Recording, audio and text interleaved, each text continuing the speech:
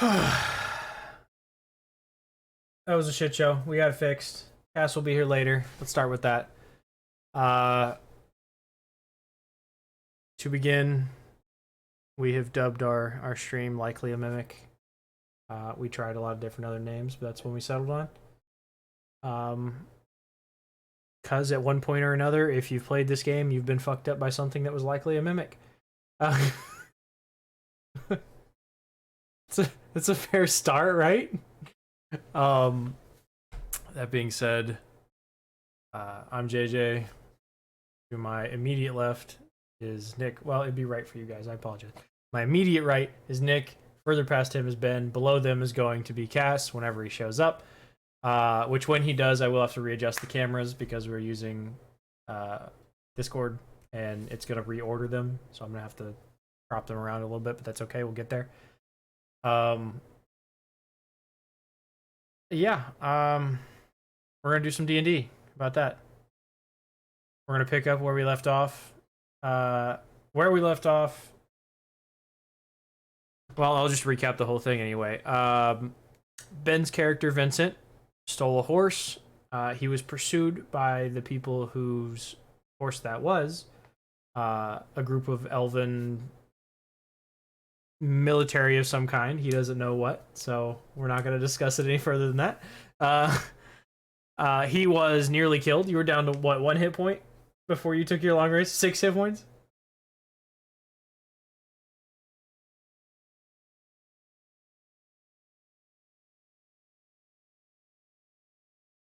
That's a good idea, Tyler. Add com for questions. He nearly kills somebody, puts him down to 1 hit point with 1 blow because he's a rogue and that's what rogues do. Rogues doing rogue shit. Misses a crossbow shot off of the elder elf, and the female elf that was still alive at the time screamed, and they all ran to the young male elf in hopes that they could possibly save him because he was bleeding out. After a fucking crazy shot with a dagger where he took out a horse and ended up actually taking out 2 more horses just by the luck of the dice and killed at least 1 horseback rider. I don't know. I'm not going to discuss any more than that because he doesn't know.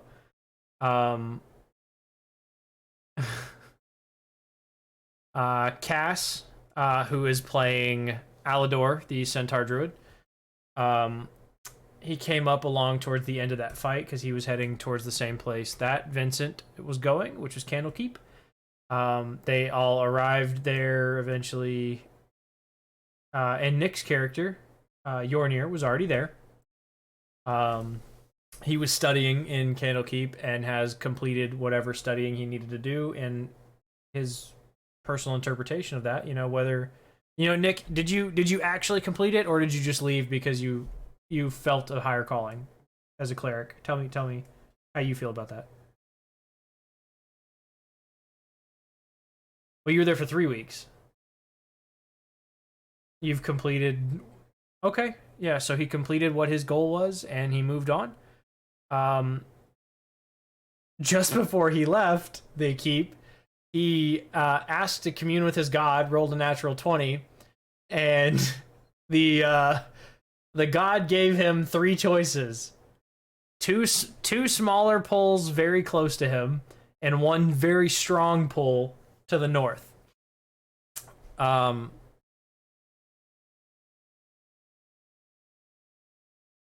you rolled a natural 20. Well, I gave him vague options for it on purpose.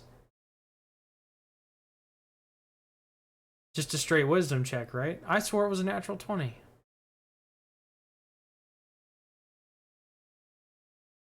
It may have been a dirty 20. You're right.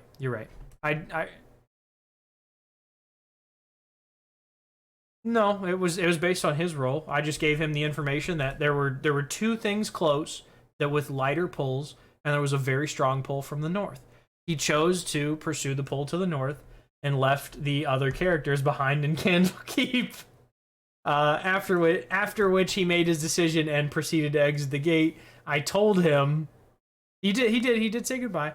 To everybody except the person he's been working with for the last 3 weeks. Oh.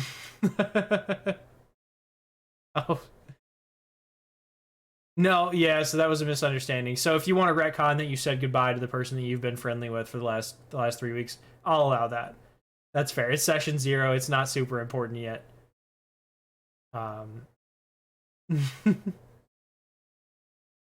Yeah, I feel like your alignment, your knowing your character's backstory, I feel like you would have at least gone to this character, you know, told him where you were going and bid him farewell. Now, where you were going is Waterdeep. That is your ultimate goal, is to get to Waterdeep. Ultimate goal is a bit of a stretch. Let's say next checkpoint is to get to Waterdeep. Yeah, current goal, get Waterdeep. That's a good phrase. Yeah, current goal is to get to Waterdeep.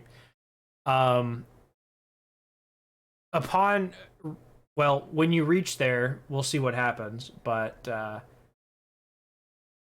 what is the last thing? The very last thing we did is Alador and Vincent wake up from their night's sleep. They meet very briefly Yornir. Yornir says his goodbyes, heads on his way. Alador heads towards the Great Library in Candlekeep, and what was it after that? Yes, the Silver Dragonborn, the Silver Dragonborn that seems to be somebody that is important within the keep. Nobody has asked his name. He hasn't offered it yet, so we'll get there when we get there, I guess.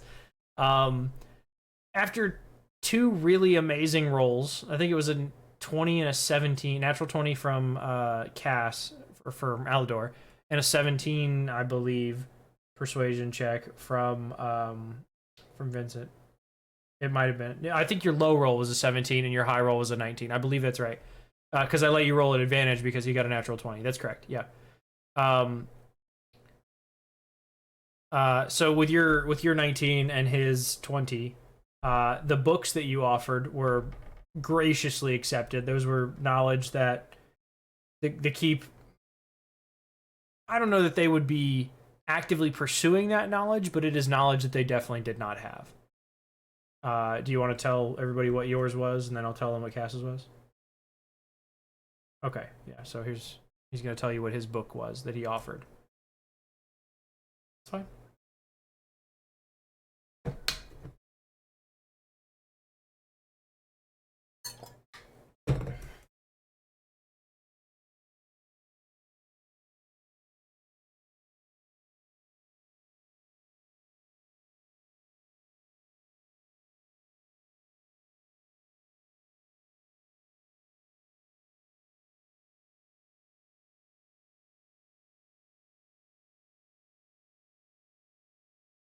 Awesome. Cass's book was a history on the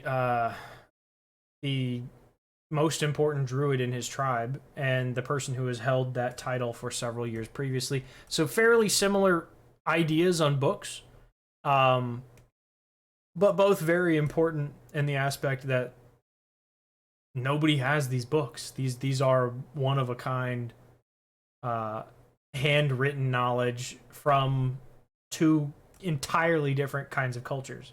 One being bands of thieves, the other one being I don't want to say bands of druids, that doesn't sound right. Tribes of druids? Tribes of druids sounds nice, right? Yeah. Upon accepting those books, you know, we took our break. They took their rest. They came back in the morning. Alador decided he wanted to go into the library. He was offered the opportunity to, how do I want to say this, to earn more knowledge by performing another task. And I believe the last thing we had was Vincent buying his dagger. He received an adamantine dagger of returning in trade for the hand crossbow and 10 gold, I believe. Yeah, so you're pretty broke at the moment, right? It's fine. I'm sure you'll find a way to steal some money in Candlekeep. Yeah.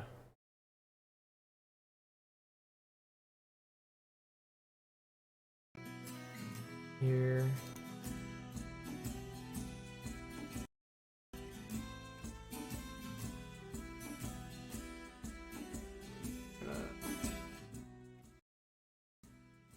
Turn that way down so it just has a little bit of tone underneath me.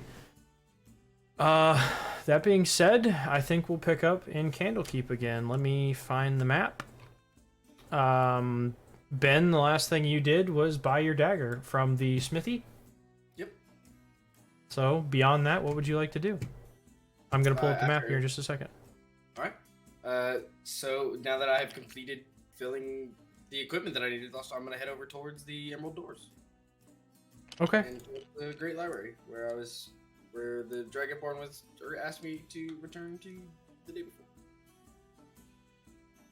Okay. It's being that it's morning, the shops are setting up that were there yesterday. You know, they're in their typical positions, not that you know because you haven't been here before. But everybody seems to be in relatively the same spot as they were yesterday when they were closing up when you showed up.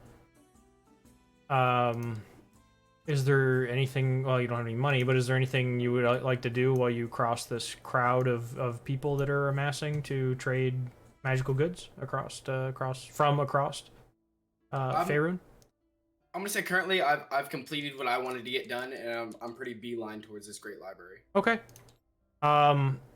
You're gonna progress right across the thing and no issues. Go ahead and roll me perception check while you're going across the Court of Air. Which I'm going to zoom in on here in just a second. I just wanted to get this camera lined up. That is going to be a nat 1 with a -1. So 0. Nat 1? Nat 1 with a -1. So okay. Do me a favor and copy and paste your inventory into Discord. My inventory? Yeah, and then send me something in your inventory. You're gonna somebody. You're not gonna notice, but somebody is going to pickpocket the thief right now. That's what's gonna happen. Get fucked. So just send you my entire inventory? Yeah, I'm gonna roll a dice and pick something out of it. All right, this is me taking a shot of whipped cream vodka, Dalton, which is gonna taste terrible. Oh, did he? He did. You could have done everybody. I'm so upset right now. Oh, it's bad. Oh, what? There's a 30-minute cooldown on it? Yes, there's a cooldown, because I'm not trying to get hammered. I was gonna redeem like 2 of them. There you go, homie. There's my entire inventory. Apparently you're supposed to take a shot now too, Nick. Okay. I'll be right back. There's your entire inventory. All right, bet. So that's gonna change the camera for just a second. Give me 1 moment while I roll a dice here. You know what? I can do this on my phone. Let's pull the cameras back up. The D&D Beyond. Whoa. Oh no, I'm seeing Discord. I was like, why do I have cameras on the right side? What the fuck? Oh no, I meant cameras in OBS. We're gonna change for a second. Let's keep Ben sober. Ugh, pain. Homie, you think I'm not drinking? Oh, you don't know me. 1, 2. You do only have one of those daggers, by the way. I think it's marked as 2. Yeah.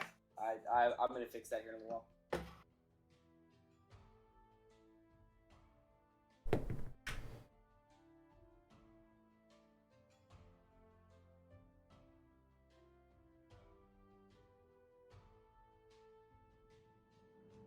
Yeah, about that.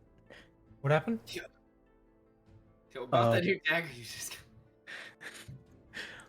Yeah, well, I'm not drinking. I'm just gonna take a swig of. Yeah. Nick is not 21, so Nick will not be drinking alcohol. Oh, yeah, that's right. He's not 21 for another almost 3 weeks. Yeah, about. Yeah, because my birthday is 3 or 4 days before his. And then I'm in August. And then Ben's is in August, so he can't drink for the next 3 weeks, and then he can drink, and then I'll change the things to say cheers, Nick. Cheers, Nick. It's his 21st. Cheers, Nick. It's his 21st birthday. That's good. I'm glad you read the description. Go ahead and remove your hooded lantern. hooded lantern. Your hooded lantern, and I don't want to do this to you. No, you're wearing that, so I can't do that to you. Hang on. My cloak. Well, it was gonna be your armor, but you're wearing it. Yeah. Okay. I would have noticed that, motherfucker. And your flask of oil. Hooded lantern, flask of oil.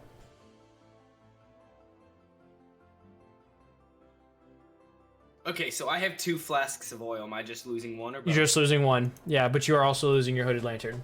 So you have no ability to see at night now. Oh, that sucks ass. Says the one who wanted to be the one who wanted to be a dragonborn and not have night vision or dark vision. Hey, I mean, the half dragons have it.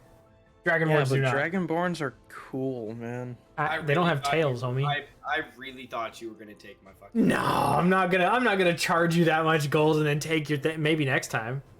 That would be hilarious if you rolled your dagger. Now let me say that you do not realize these are missing yet until you go looking for them. Yeah. Right. So and you with your -1 are probably not gonna think to look to them for a hot minute. Until I need them. Until you need them, exactly. That's what I'm gonna stress here. At some point you may be like, oh, it's dark outside. Let me pull out a lantern. What the fuck? That's very much a thing that could happen. So I would be a little weary of that, just so you know. I just want to point back at Dalton real quick. Sorry to interrupt. Don't feel bad for me, homie. He's gonna drink anyway, Dalton. You're just stopping him from drinking as much as normal. No, he's not.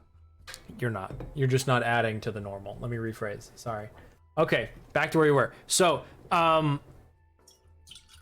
essentially, while you're walking across, somebody's gonna do the old-fashioned bump and pull. They're gonna shoulder check you and absolutely just lift your flask of oil and your hooded lantern right off your fucking hip. That's the weird thing though, is those are in my backpack. Then they picked it out of your backpack. Somebody would have pushed you in the front and caught your attention, and somebody else would have snatched the top thing. And we'll say that the top thing in your pack was the hooded lantern and the flask of oil. God, I'm a shit fucking thief. Yeah. With your -1 perception. Wait, what? He has a -1 perception. His wisdom is his dump stat. I don't remember how, but yeah. His wisdom is his dump stat. It is, isn't it? Oh no. Well, his strength and his wisdom are his dump stats. Both of them are bad. Well, yeah, because I have a 14 fucking intelligence and a 18 dexterity. Yeah. You should see the gunslinger I made. I don't want to. He's probably got a better dex He than is intelligence. atrocious. It is going to be crippling to a campaign. Okay. That being said, for the rest of the pathway across the bay here, you experience nothing. Let me swatch the other fucking camera so you guys can see what I'm talking about. Mad that I just got So he's robbed. just crossed the court of air here, and that is where he was pickpocketed. And he's gonna reach the emerald door. The emerald door is this beautiful green wooden door, painted green wooden door. It is nicknamed the Emerald Door because of its emerald green paint, and its nearly translucent property to the wood. The best way I can describe this is if you picked up an emerald and tried to look through it, that's what it would be like trying to look through this door. It has a very, very non-solid look, but it is holding its solid shape. As you walk up to it, 2 guards, open the doors. You hear the lock disengage. That loud as the lock, or as the release is pulled for the lock, and the loud creaking, hinges as the doors slide open inwards. Loud just as the doors come open, and you hear this loud thud as they finally connect with the wall. Just a as they actually hit the wall, and you can hear it kind of resonate through the chamber as it pushes through the, again, 15 feet deep walls. You can hear it echo through this 15-foot tunnel. You walk through and progress to the other side, and I'm gonna say, well, what are you deciding to do here? Because the gatekeeper is not with you. You're kind of on your own entering The inner ward. So it's up to you, Ben. I'm gonna kind of look around, kind of gather my surroundings in the building, see what it looks like. Okay, make me a perception check. Oh god, this is gonna go great. Yep. 13. 13's not too bad. I mean, you see the large building in the middle. You see the shining beacon atop it, very clearly made as a both a metaphor for beacon of light and intelligence and wisdom and study. You know, knowledge is the key kind of a beacon. And you also can very easily tell where the libraries are. Anything beyond that, you would have to probably roll me an investigation check to find something specific. But I mean, you have a basic idea of the layout of the place, very much so. This map, you have an idea of what you see, but you're standing obviously in the Emerald Door. You know, Yeah. you're standing. Let me just zoom in beyond it because we're not there anymore. That'll give you a little better view in Discord. You are right here at the Emerald Door. So where would you like to go? Would you like to go left towards the more forested area? Would you like to go right towards the more populated city I'm area? gonna go towards more populated city area. Okay. As you progress to the right, I mean, you see you see all these mages of all different ages dressed in these dark blue robes, trimmed with this like kind of white fur around the collar.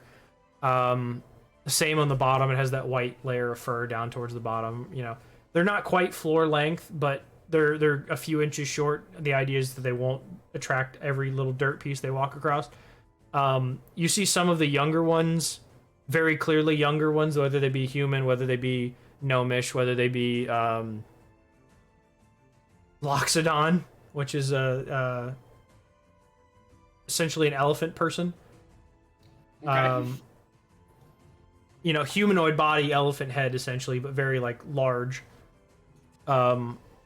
You know, as you see all of these different species of people, they're all wearing that same robe. The younger ones, though, seem to be that their robes are a little bit longer than they need to be, and they're actually dragging the floor. And every now and then you'll hear one of them say a spell, which you recognize as prestidigitation, and it'll clean their cape really fast. You'll just see the dust fly off of it instantaneously. It's kind of like a gust of wind, just it flicks the bottom of the cape out, and all of the dust pops off of it instantly and just falls immediately to the ground, and they proceed further. Okay. I will say also with a 13 in the distance, you can see that there is a storm on the horizon. Okay. Doesn't look too bad, just, you know, dark skies on the horizon. It's possible rain. It gonna rain. Yeah. Yeah, I mean, you've been around long enough to know what that is. You've been around 20-something years, living on your own for a majority of it. You know what rain in the sky looks like. Yeah. Where would you like to proceed? Into the Great Library.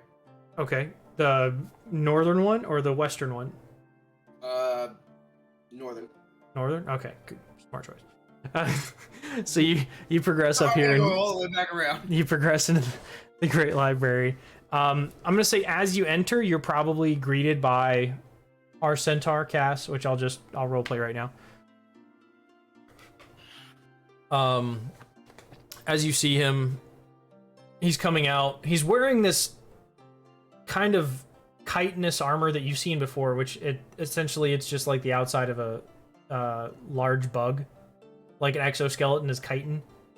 So this chitinous armor very much looks like the exoskeleton of like a hard beetle, but massive because it's on a, you know, an 8.5, 9 foot tall centaur, and it only covers him from, you know, essentially belly button to navel, you know, that essential region, neck to belly button area. It's your standard kind of chest armor, but it is chitinous. It is not any kind of armor you've seen before, and this is the same centaur that helped you yesterday. So you do see him. Would you like to greet him on the way in or anything? Yeah, I'll give him a subtle nod and hello. Okay. He does. I'm gonna say he's gonna stop you and he's gonna offer you the story from previously, the one that he was given by Dragonborn. by the gatekeeper. Yeah, you don't know his name yet, so we're just gonna keep referring to him as gatekeeper. Okay. Yeah. Please. He's gonna be holding a book, right? And he's going to hand you the book. And the book is going to be essentially he's going to say, I'm not from the most educated background. I believe that possibly you might know more about this. You seem like somebody who could understand this in a better way than I could. And let me pull up the name of the book right now. 1 second. Okay, I'll wait. The book is called The Joy of Extra-Dimensional Spaces. Okay. It is a blackened leather book. It looks pretty aged. It does have a lock on the outside. It has these really ornate green metallic swirls up the side, kind of like illuminated manuscripts, how they're very pretty on the outsides. It's very much that on the outside of the leather binding. In the middle is this image of a balding man with a very pointy beard, very, very sharp mustaches, very like pressed in features. I don't know how to describe it more than that. Like, it kind of looks like his face is pushed in a little bit. Do me a history check, please. It's going to be a 5. I'm gonna say you can't quite place who this is. Something in your head is like, oh, he looks so familiar, but you can't quite place who this person is. Okay. The information that he gives you that he was given, which he has not opened the book, it is still locked, is that this belonged to a mage named Fistandia. Fistandia, after she had disappeared, nobody knows particularly where she had gone. Her entire book in her will was bequeathed to her. Nick hasn't talked yet, Tyler. Nick hasn't talked almost the entire thing yet because he's doing his own thing. We're trying to get Ben on his journey started before we progress back over to Nick. So shit, where was I at? I totally forgot what I was saying. What the hell was the last thing I said? God damn it. He threw me off too. Yeah, now we're all stuck. Hadn't been unlocked yet. Hell yeah, okay, yeah. Book hasn't been unlocked yet.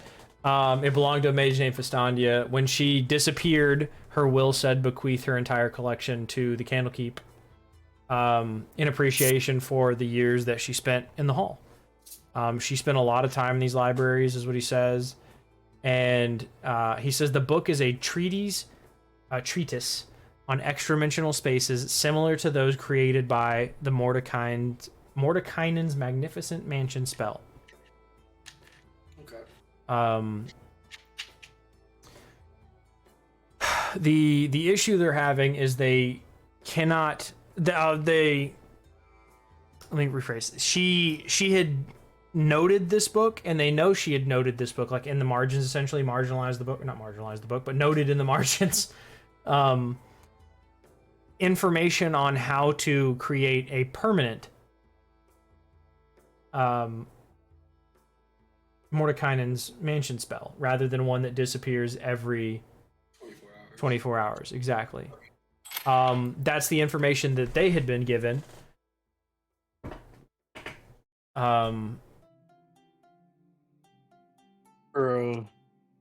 Beyond that, that's kind of the information they have. They've never been able to get into the book, have they? No, the book has never been opened. But I will tell you, as this happens, the gatekeeper approaches, and he is going to add that many researchers have come in pursuit of this knowledge over the years. One showed up and actually cast Detect Magic as he was reading this book in its office.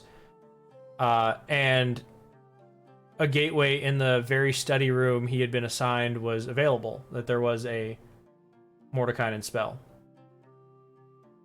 Okay, so the book has been read before. That was my question. Like, had the book ever been unlocked? Not to your knowledge. Okay.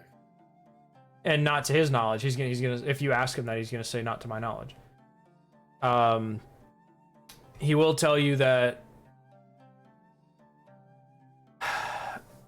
Festandia requested the exact room that Matrios was in every time she showed up to the keep, and that there had been reports that she didn't leave her room for weeks at a time. She would go missing for hours during the day, that she didn't eat or sleep. No one saw her come out to eat or sleep. And you think that these are mages, so they're pretty perceptive bunch. They could probably spot you, you know?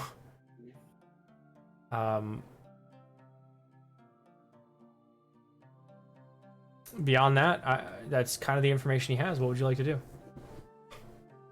I guess I'll tell.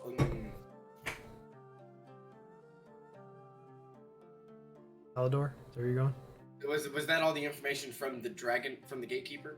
The beginning of it was that until he walked up. Then it was Alador up until the point where the Dragonborn approached. Okay. And then offered you that last bit of information that there had been reports that she hadn't left her room for weeks at a time, and that Matrios also has disappeared. Okay. Yep. I'm gonna look at the Dragonborn, and I said, well, I guess I gotta try to get this lock off. Meaning you're gonna try and pick it? Yes. Okay. Pick roll lock. me. I have a what is it? Slide a hand check. My proficiency. Oh yeah, I'm 100%. Slide a hand check. Yep, slide a hand check. Fucking 5 with a nat 1. Oh. Oh my god. I'm gonna with a nat 1 when you insert your tools. I'm gonna say as soon as you touch the back, you just can't seem to find this lock, and after a few minutes go by, you're starting to get a little more agitated, and I'll give you another chance. Roll me 2 dice. Take the lower number. 2 d20s. Take the lower number. Yeah, you're gonna be disadvantaged right here for the second roll because that was a nat 1. I don't want to call it a direct fail. I rolled a nat 20 and a 16. Okay, so 16 total, or 16 plus 4 or 5 or whatever? You rolled me a disadvantage. Yeah, so it's whatever the lower number is. In total, it's 16? No. I rolled a nat 20 for dice number 1. Yes. And a 16 for dice number 2, so it's a 16 total. Okay, that's what I'm... Yeah, 16 total is what I'm looking for. Of course, my first nat 20 doesn't fucking count. With a 16, you're gonna hear... the tumbler start to click. And this seems to be a really, really ornate lock. Like it matches the ornateness of the book, but also while you're sitting on the counter, you just can't seem to find it. And okay, so you do find one of the tumblers as you're moving your hands. You hear it as it clicks into place, and you find the second one, and you drop it into place. And that third one, you get really close. You can feel the tensioner pushing up, and then you hear pink, and your metal thieves tool snaps.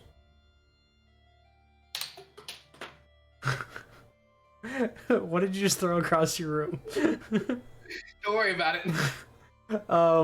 Your metal thieves tool snaps, for sure. So tell me what you're gonna do next. In my thieves tools kit, is that the only one?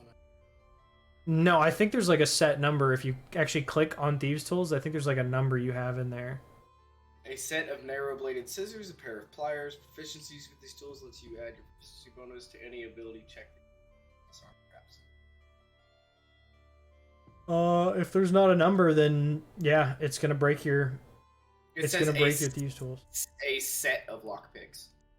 Okay, well we'll say it breaks one of them. Roll me a d6. A d6. Yeah, that'll be how many you have. I don't know how many go in it, so we're just gonna say 6. D6. I rolled a 6. Okay, so you've broken 1 of 6. Okay. If you redeemed advantage for Ben, he gets to roll 2 dice and take the higher number. If he already has disadvantage, then it's just a singular roll, because you're counteracting the disadvantage that he already has. If he has advantage on a roll and you count a disadvantage on him, then it's going to be a singular roll because you're taking away the bonus of having two positive die, and then you would have 2 die take the higher number is advantage, 2 die take the lower number is disadvantage, right? So if you cancel out the higher and lower numbers, you just end up with that middle number anyway. You just roll 1 dice for that. That's how that works. So what I'm gonna do here, me being confident in my skills as a thieves guild, I now feel kind of embarrassed. Sure. So I'm gonna try. Yeah, because you have a crowd. I'm gonna try to pick it. Pick it again? Okay. Yeah. Sure. Because we're so early on and because this is your first character ever, I'm gonna tell you you should probably remove the broken shit first. Remove the broken pieces first before you're gonna have one piece that's broken in your hand. You have another piece that's wedged inside, broken. Okay. Right, and when you broke it, the lock reset. Okay. So then I would start with removing the pieces and then picking. Yes. So roll me 2 sleight of hand checks. Or you know what? Just do a straight dexterity check. Add your proficiency modifier. So it's like +4, +2, I think. Yep. You need me to redeem it for you? Tell me. That's what Tyler said. If you need, I'm looking at a total of 7 with a nat 1 roll. It told us. Well, it's now 1, so it's auto fail. This is the removal roll.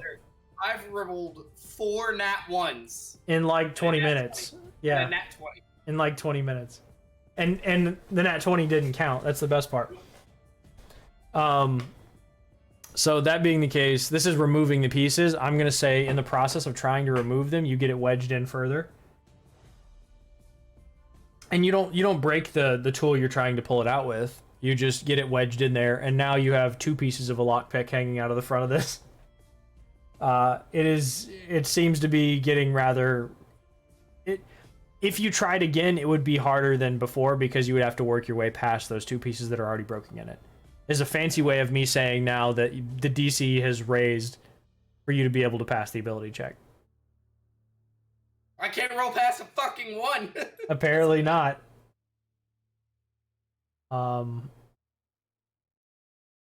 What would you like to do? The centaur can't help. You know, he's not a lock picker. He could smash it with his hoof, but they don't want to damage the book, so. Now at this point I've damaged the lock and I have to get those pins out. If you wanted to try again, yes. If you want to, you have to remove the pins before, or remove the hooks before you can actually get back in there with another hook and push the pin. I attempt to remove the hooks since I didn't break any.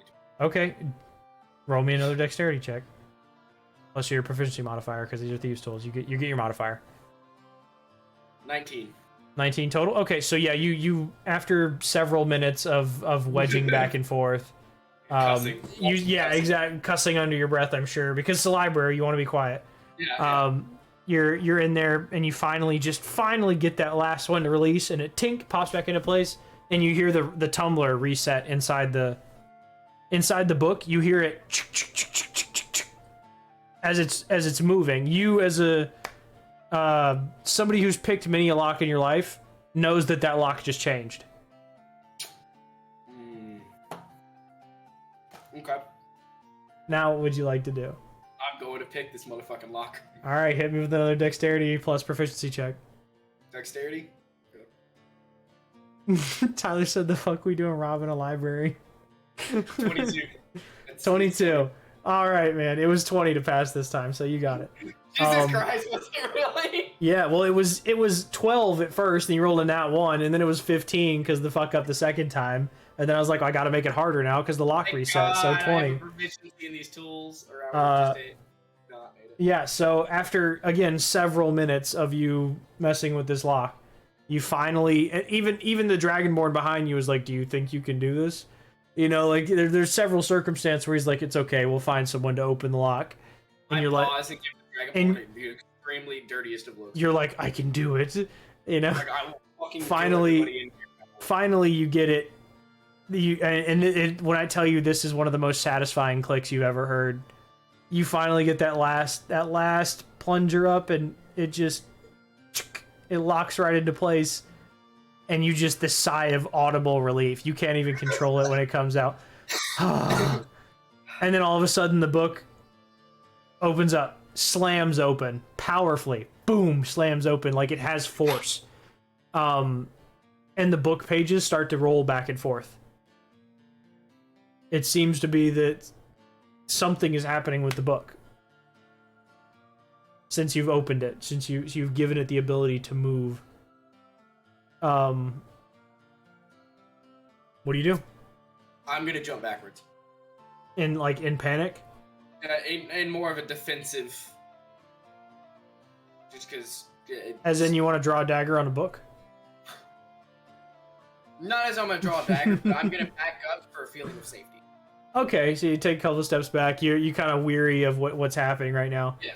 The Dragonborn sorcerer, he walks up next to you, places his hand on your shoulder, says it's going to be all right. Walks up on the book, and you see him place his hand above it, wave his right hand, place his left hand above it. I'm sorry, raise his right hand and wave it in a circle as he mutters a phrase that you don't quite understand.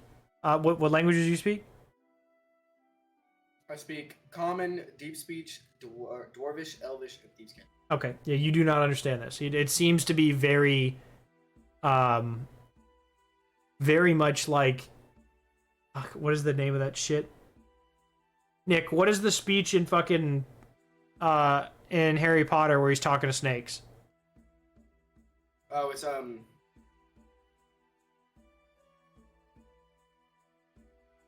had a weird name for it. I don't know. That's what it sounds like. It's very like Snake language. it's very like Parcel tongue. Yeah. Parcel tongue. parcel That's tongue. it. Yeah. There we go, Tyler. It's very, very much like wispy and parcel tongue sounding, but also there are these guttural grunts underneath the noise. You hear a lot of like the underneath the fucking it. Roll me an intelligence check. You don't know the language, so it's gonna be an intelligence check. Just a straight one. Otherwise, it would be history. 8 total. Yep. Yeah, you just can't quite place it.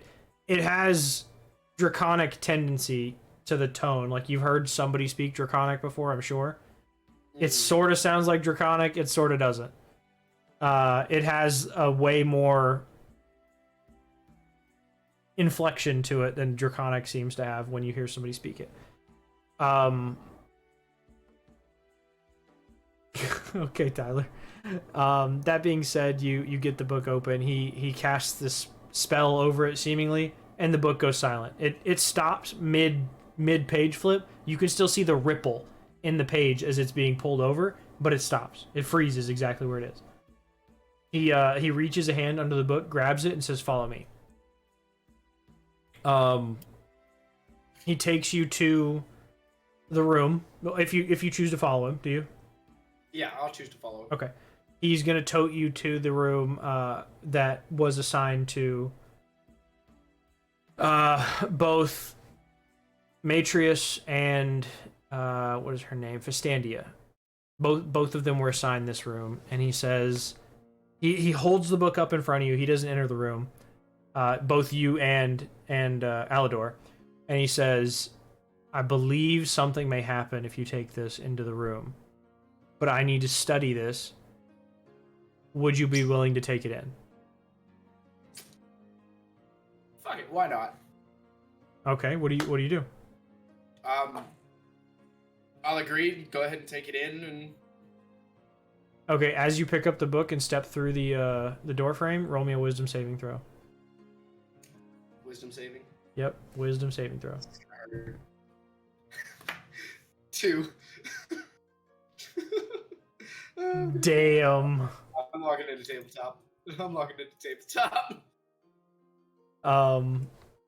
All right, son. You feel this calmness wash over your body that, oh my god, it's something like you've never felt before. You're just at utter peace. Nothing, it's almost like all the things that have gone wrong in your upbringing, your entire backstory is almost washed away. Tyler Book contracts cancer. That's harsh, homie. It's almost like nothing matters now that you're here. You're in the library. Nothing matters. You're just existing. But you're druid. That way this doesn't last 45 minutes of you trying to figure out what's wrong with you. Your druid passes his check with a 20, a dirty 20. He reaches out, lays his hand on your left shoulder. You feel it touch your shoulder, but you just don't really care. You know, it's like, why? Why bother? Why bother doing anything? It's just so nice to just, like, not do anything. Why would you care? You hear him mutter something, and all of a sudden, that feeling washes away. And you feel an energy in your right shoulder. As it pushes deep down into your soul, you feel it. It brings back all of that pain and hatred and disgust and just terror that you have felt and you've caused. And it was a moment of emptiness and solitude that you haven't experienced ever. And this moment now where it all comes back, it hurts in a way that it hasn't hurt in a long time, because you hadn't remembered what it was like to not carry that with you.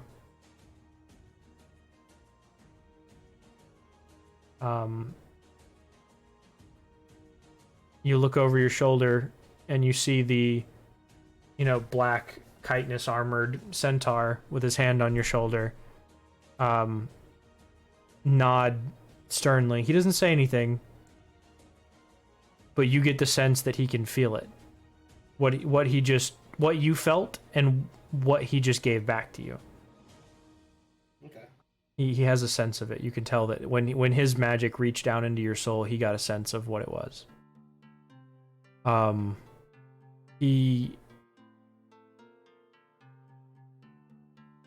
You connected on a level that you haven't connected with anyone before, ever, essentially. And you... I'll leave that to you. You can decide that. We'll come to it if we come to it.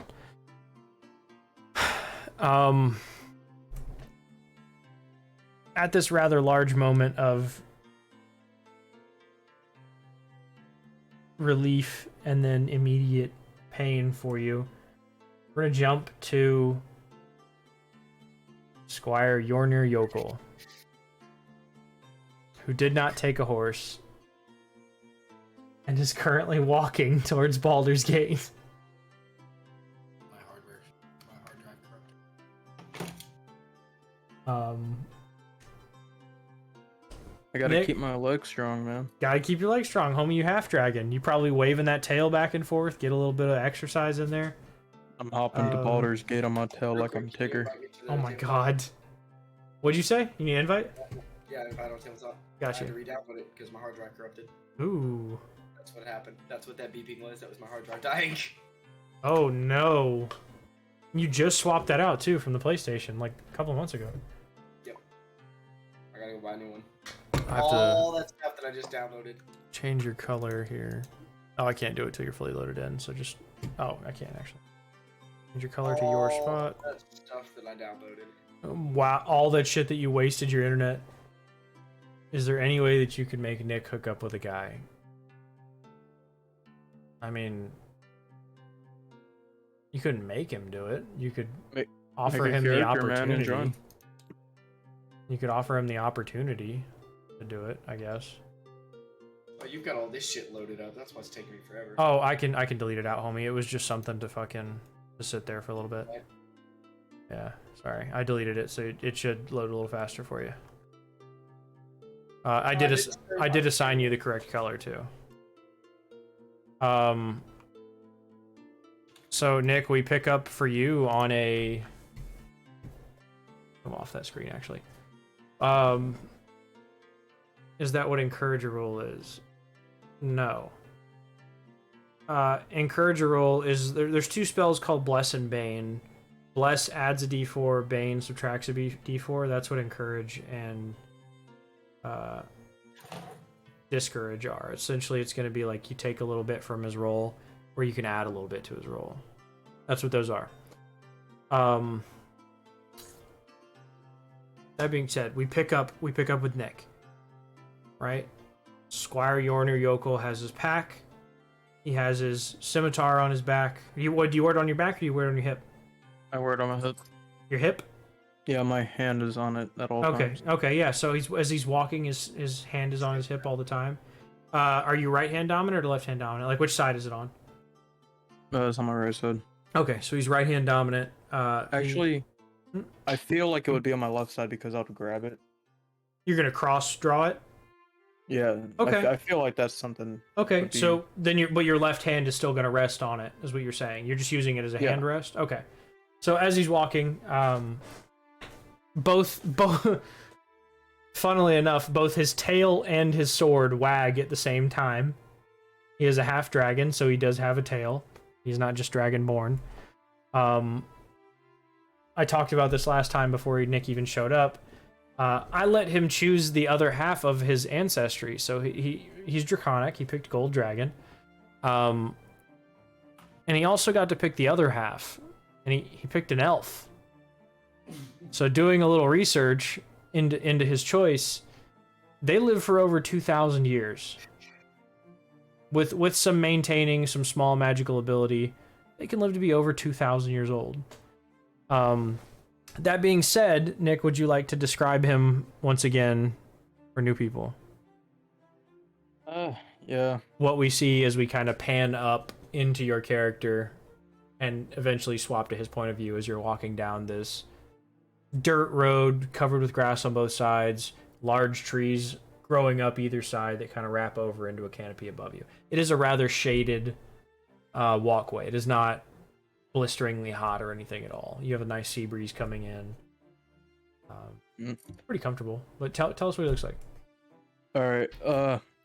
Gold half dragon, standing at 6'3", about 260 pounds in weight. I'm rather young looking at the age of only 22. I'm a male. I have chainmail. I'm wearing chainmail with a what would be like a silvery, white, black flowing cloak over it, and a amulet that's a golden disc with the mark of Tyr on it, with my flame tongue scimitar resting on my left hip with my hand on it. Nice. We see you jauntily walking. You know, you have a mission. You know vaguely what that mission is from your god, who is Tyr.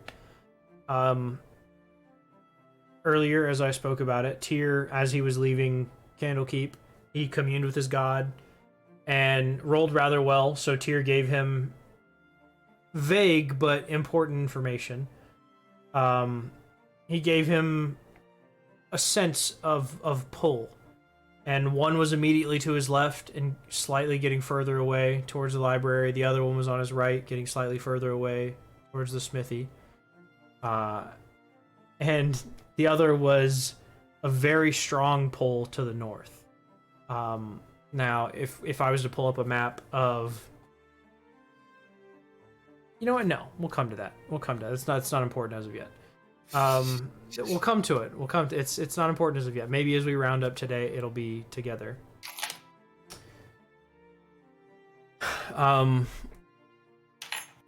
We see you walking up the road. You don't really see anyone in front of you. You just kind of explore. You know, you're on your way towards Baldur's Gate, which is the next northern city.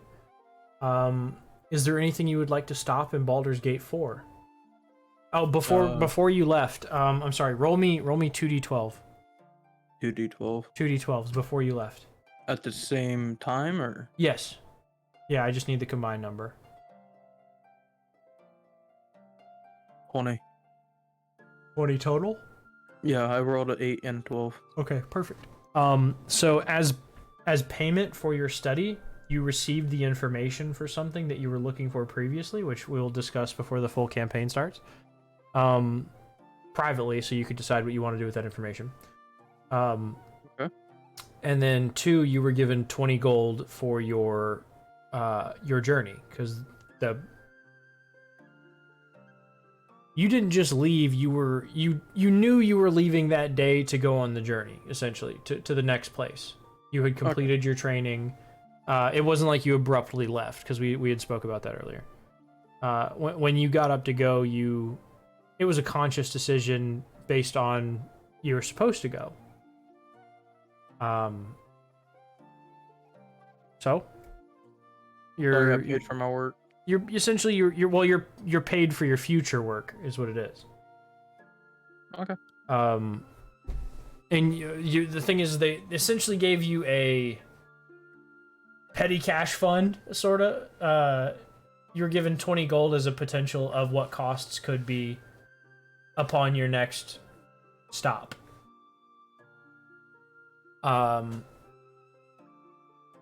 So you progress through these woods. It takes you the better part of the day, if unless you want to stop for anything, because there's nothing between you and Baldur's Gate. So do you want to just progress all the way to Baldur's Gate, or do you want to stop in the woods for some reason? Would you like to cut down a tree? I don't know. What do you want to do? It's entirely up to you, man. You're moving on your journey towards Waterdeep. All I see is like woods. It's just a dirt path. Yeah. There's no one there. Dirt path. There's nobody in front of you. It does get rather windy in the distance. You see it kind of hook hard to the right, like you see the trees curve on to the right. You can see the sky through the canopy. It's not like it's completely black down here, but it is shaded. So the further you look, like the angle gets harder to see the sky. Roll me a perception check. Perception. Yeah, just a straight perception check. Something that you may have noticed this morning, but like you'll re-notice now, essentially. 3. A 3? Okay, yeah, you... while walking through the woods, it just seems like really nice woods in here, man. I don't know. It looks like it's got some nice hard bark, and... I'm resisting the urge to burn down the forest. There's a squirrel, I'm just gonna walk to Baldur's Gate or whatever town is nearest. Make me a survival check. Just one. Just one survival check. Yep. 10. 10? Okay. Roll me d4. Okay. 2. Okay. As you start to progress closer to that curve in the woods, that curves, if you're heading north, it kind of becomes northeast, the trail does. As you're progressing north, you get closer and closer, and you start to hear how do you describe this? You hear a crash of some kind. It sounds like wood splintering. You hear like a tree falling? You hear horses. Does a horse scream, or do they just neigh?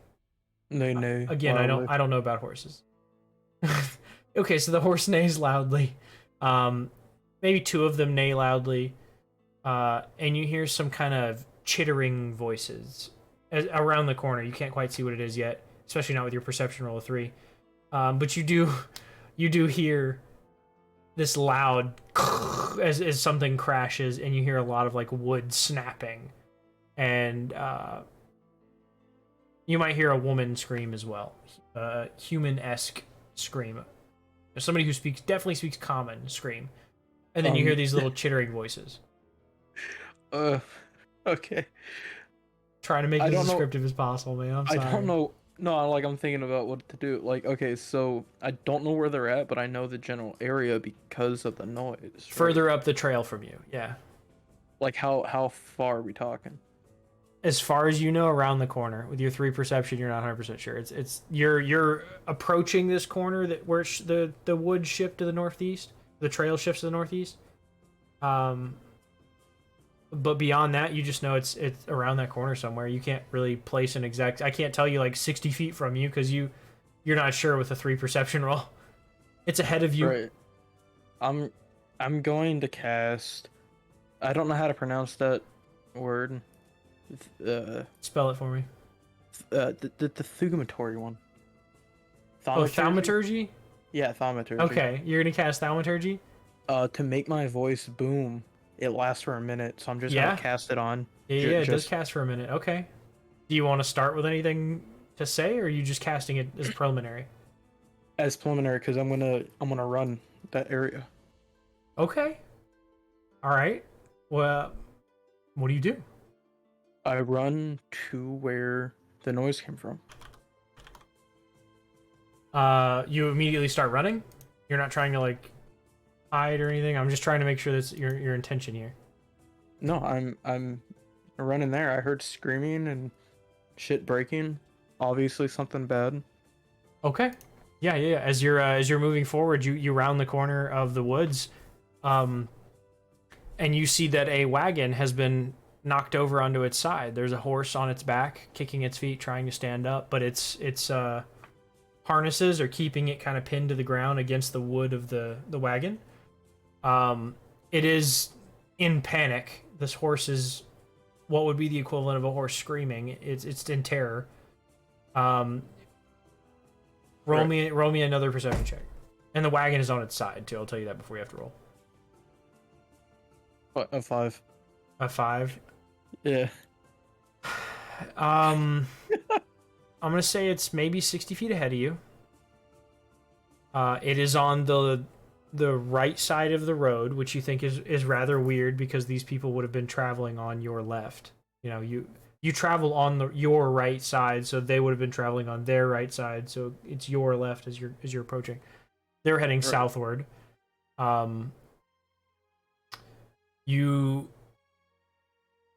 You see a body, a human body, kind of strewn across the front of the horse, the rear hind quarter of the horse. As the horse is kicking its leg, the body limply just slides off and falls to the ground. Thuds, just a thump, and doesn't move. The horse still screaming. You can see 2 arrows as you keep approaching. I'm assuming, or are you staying back? I'm gonna slowly approach. Okay, roll me a stealth check while you approach. You do have thaumaturgy cast, so it's not like you... It's also disadvantaged, so I have to roll again. Yes, because of your armor. It is disadvantaged, that's correct. Good thing for catching 5. that, because I would have forgot. 5 total? Alright, you sound like... How do I put this? You sound like the door when you walk into a cheap gas station. You know? Like Ding, ding, ding, ding, ding, ding, ding, ding. You know, that's kind of what you sound like as you're walking. It's not so much that as it is like as you're moving in the metallic armor. You know, in your armor, the tiny little ringlets are compressing and expanding and compressing and expanding, so you can hear the kind of the noise of that as you're moving forward. You start to smell something terrible. It reeks, whatever it is. It is just putrid scent. I want to go ahead and say something with my loud voice. Okay, how close do you want to say you're to the wagon right now? To the panicking horse, which is going to be like 5 feet in front of the wagon. Oh, because I was 60 feet away from it earlier. Yes, you were 60 feet. So if you want to call it 1 turn, you would be 30. If you want to call it a turn and a dash, it'd be closer. You'd be full. So, well, why don't we call it 1 turn? We'll say it's 30, so you're still 30 feet from the... You're 30 feet from the wagon, which would be 20 feet from the horse. We'll call it that. Okay, yeah. Okay. I want to say who's there. You're going to keep hearing those little chittery voices. You can't really make out... What language do you speak? What language am I speaking right now? No, what languages do you speak, like, overall? I want to see if you can understand this. Shit. Where should I check for Proficiencies in languages. It'll be the bottom left of your screen. Oh, Common and Draconic. That's it? Yeah. Okay, so yeah, these little languages are like... It's very, very fast, very chittery, very aggressive sounding language. So They what was this? sound pissed. But wouldn't they speak common too? It depends on what the thing is. Oh yeah. Yeah. I get that. Go ahead, roll me a d20. We're gonna do evens odds here to see what happens. Odds is good, evens is bad. I got a 2. Evens is bad. Okay, cool. I'm dead. No. Roll me a d4. D4. Yeah. A 4. Okay.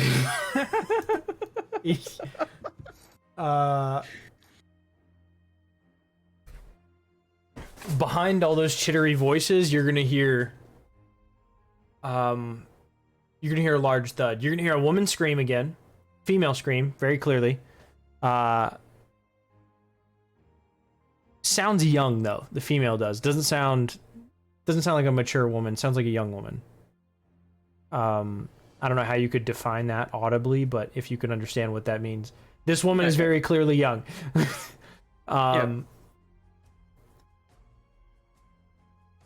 You're gonna hear this loud, not loud, but kind of echoey, kind of laugh almost. Then you're gonna see a large arm, brutish arm, reach out and throw the girl across the road. I just see the arm. I don't see anything else. You see the arm. Whatever it is, this particular thing is rather close to your height.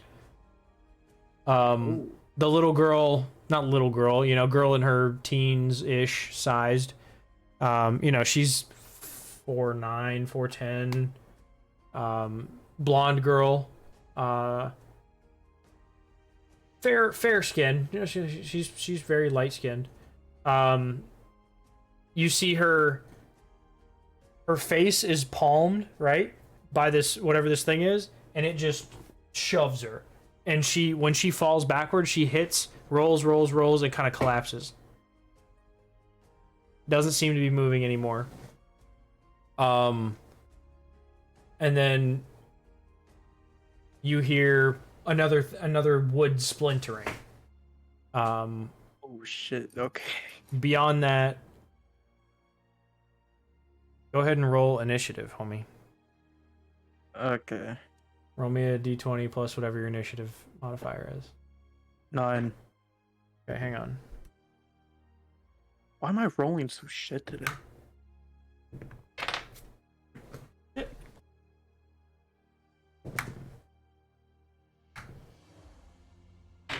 Okay.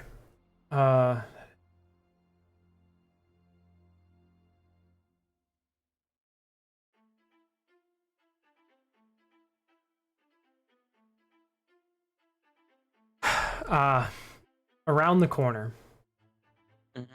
Around the corner of this overturned wagon. 2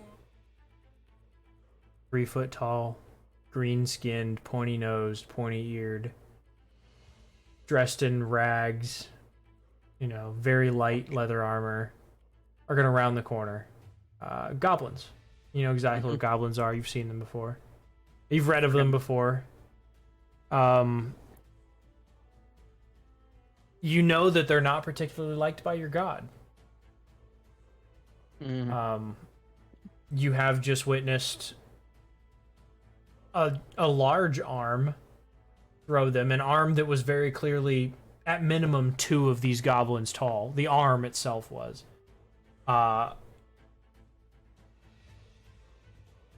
They're gonna round the corner. One is gonna have a dagger in his hand. The other, a small short bow. And they're both gonna take their turns to shoot at you. Well, I apologize. One is gonna approach, try to stab you. The other one is gonna try and shoot at you from a distance. Okay. Okay. Now I'm gonna roll my die that aren't made to kill you. Does a 12 hit? No. Okay, so the stab is a 12. He was the closest one to you. We'll say he does this first. Does a 17 hit? Yes, it does. Okay. That is the bow. You're only going to take 2 damage from the bow. Is the arrow... Is the one that's closer to you runs up to you? With his 11, we're going to say he swipes and it catches your chainmail and just slides right off. Your chainmail does exactly what it's intended to do, and that's stop penetration. Though,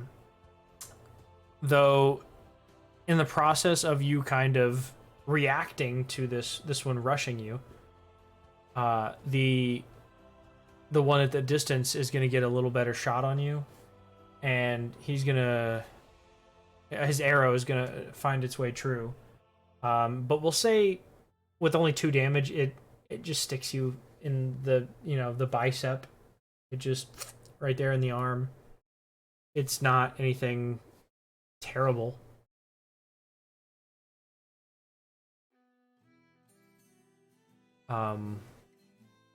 It's now your turn. So both And of them. you well, do one of you is hear right them next to me. chittering amongst you. Yes, one is right in front of you. You do hear them chittering amongst each other while they're like while the one is rushing you and while the other one is staying back to shoot you. You do hear them making a lot of clicky noises to each other, very almost a chirpy language to each other, but you can't make out what it says because you don't speak Goblin. Right.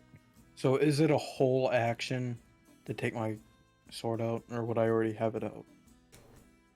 I'm gonna say because you saw this thing turned over, this wagon turned over, you heard somebody scream. You heard the wood crunching, the horses whining and whinnying. You probably would have drawn your sword, and you did prepare by casting thaumaturgy on yourself. You would have been prepared, I feel like. You wouldn't have just approached a potential crime scene, or a scene where something is going incredibly wrong without being prepared. Right. Okay. So I want to use my bonus action to light my sword on fire. Okay. Yeah. What does it look like? I know it's a scimitar, but are the flames a special color, or do they The flicker flames- in the blade or off of the blade? Is it in the metal? Is it hilt? Well, I mean, the picture shows that it's off the blade. It's up to you, homie. This is a homebrew game. You decide. I know, but I don't know. I'm looking at the picture, and it's hard to imagine anything else. Okay. So they grow from the flame outwards, or from the blade outwards. Yeah, it's the blades on fire. Cool. Okay. Well, describe to me what happens. I take my scimitar and I swipe at the goblin right in front of me. Okay. Roll me an attack roll. Does a 23 hit? Yeah. Fuck yeah, it hits. Yeah. Holy shit, yeah. So let me stop you before you go ahead. Before I played D&D, I played Pathfinder for anybody watching, and I do the Pathfinder rule, and I brought this into D&D with me, where if you are over 10, over the roll, it counts as a critical hit. And this goblin's armor class is 13. With his 23 roll, it is going to count as a critical hit. Roll your double damage. Roll double dice. Right. So if it's I think it's a D8 for a scimitar. Roll 2 D8s, and then you don't add the modifier. You don't double the modifier. Sorry. Okay, so it's just one modifier. Yeah, it's gonna be if it's a D8, then it'd be 2D8 plus. If it's a D8 plus 3, it would be 2D8 plus 3. Okay, so what it would be now is I have to go back to this shit. Mhm. I rolled a 2 plus 2, so it will be 7 damage in total from the blade itself. You cleave this little shit clean in half. How do you want to kill him? Describe your murder, sir.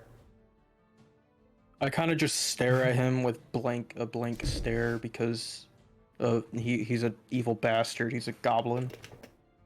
Sure, it has to happen in 6 seconds. Keep in mind. So, describe how you kill him. I swing my over the shit down and I 6 second cleave him period. in half. Where do you hit though? Do you hit the shoulder? Do you hit across the Like, stomach straight and down cleave the- him?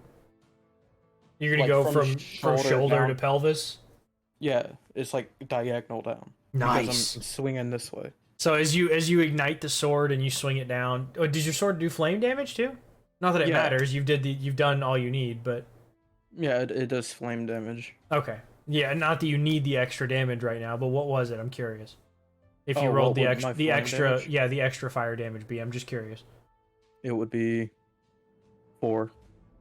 So in total 11? Yeah, Wow. and I would have another attack.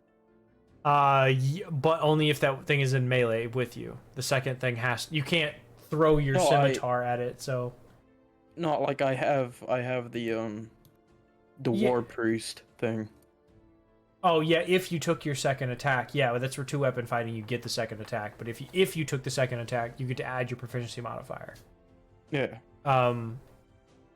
So as you take your sword, in the blink of an eye, I'm not even gonna say you swing it upwards. I'm gonna say you swing it. I'm sorry. I'm not gonna say you swing it downwards. I'm gonna say when you draw your sword, you swing upwards with the blade outwards and cleave him clean in half, man.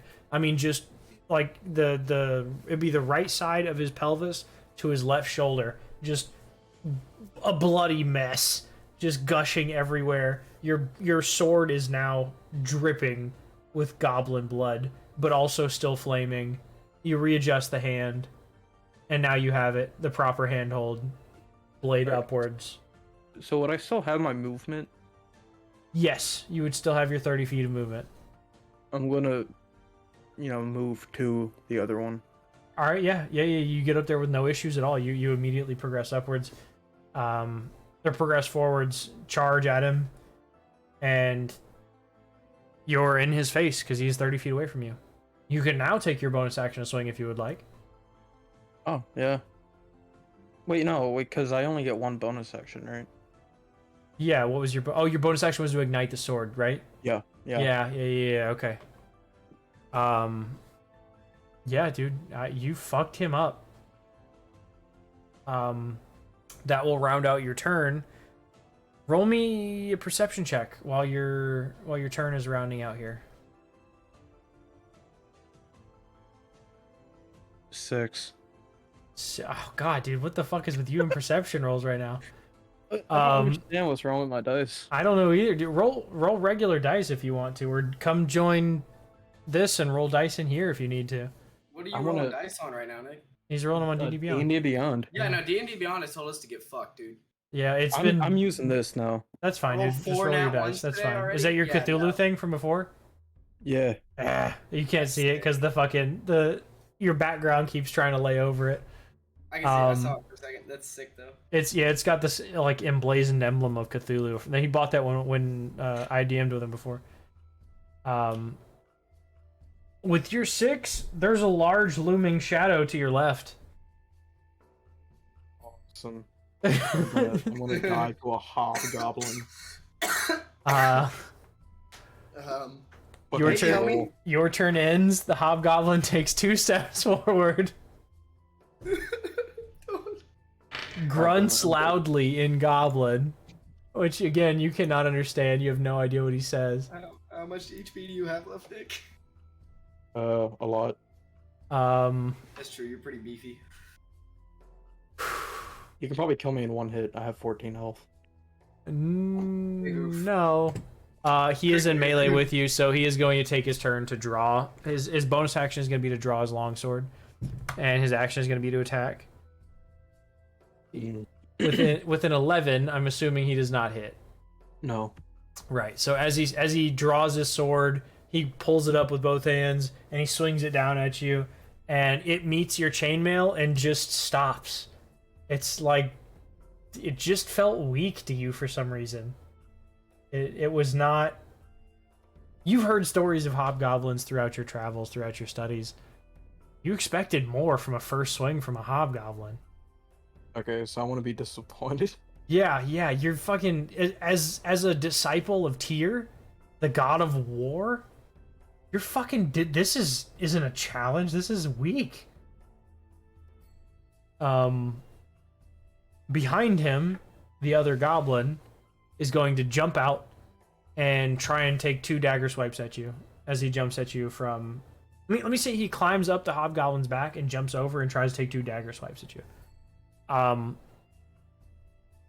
I will say, because of the other goblin, this other small goblin is kind of behind you and to the left, the way I'm imagining this playing out. No, I'm not gonna give him. I'm not gonna give him flanking. I'm not gonna do that. But it in my head, it sort of played out like flanking, but I didn't describe it like that at first, so I'm not gonna throw it on you now. So he's got one roll here. A 13 plus 3 is 16.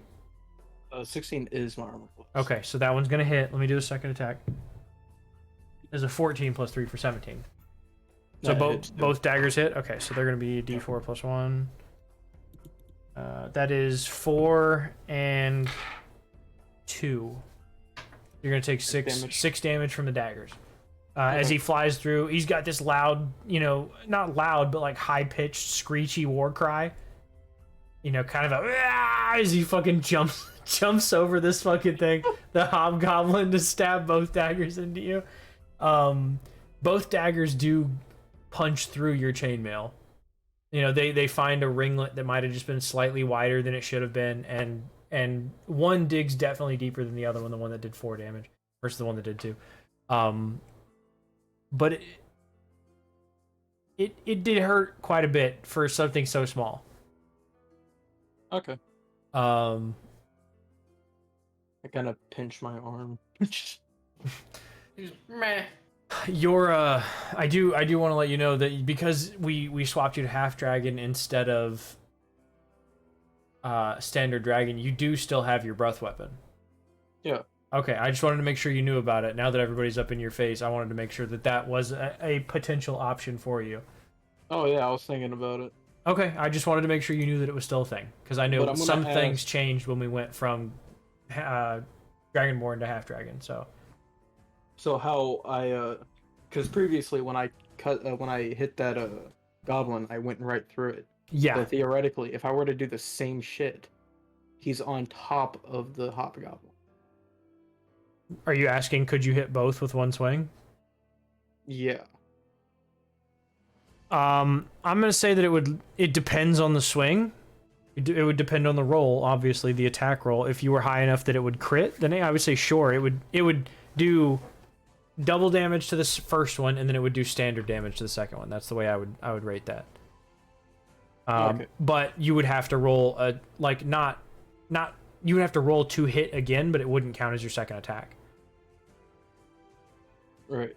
So you would essentially you would roll once, say you were 10 high again, so you roll 23 again. It would punch through the first one, you would roll the damage for whatever it was. And then the second guy, you would roll to hit again. And then if it did pass his armor class, then it would be enough force to continue to hurt him as well. And then it would do standard damage from what it did previously. Okay. Okay. That's the way I would rule that. Alright. I'm not using my breath weapon because it has a dexterity check and it's only 10. Oh, okay. I was higher than that. I'm going to, swipe at the little goblin on top of the shoulders of the hobgoblin downward. Okay. Okay, go ahead and make an attack roll. That's 8. 8? Nah, no. So he's just a little faster than you think he's gonna be. Maybe the hobgoblin sidesteps. Let's go with that. Yeah, the hobgoblin kind of sidesteps his Okay. It sidesteps your swing. I was trying to figure out what the hell I was trying to say there. I got lost in thought for a second. But he sidesteps your swing. It slides down right past him. Doesn't contact anybody. So let me go. Go ahead. Yeah, it doesn't hit him. Okay, you still have a bonus action and a movement. Yeah. I'm going to use the war priest thing. Oh, to attack again. Okay, yeah. Yeah. I want to do the same type of swing. Okay, from the top again. Okay, yeah, go ahead. 17. For which one? The little goblin. You don't want to hit the hobgoblin. You want to hit the goblin. Okay. Well, he's the one that actually hurt me. He's the one that hurt you. Yes. Yeah. Okay. So roll your damage because 17 definitely hits. 13 is their armor class. 6 damage on the actual swing. Fire. and the fire damage is gonna be 10.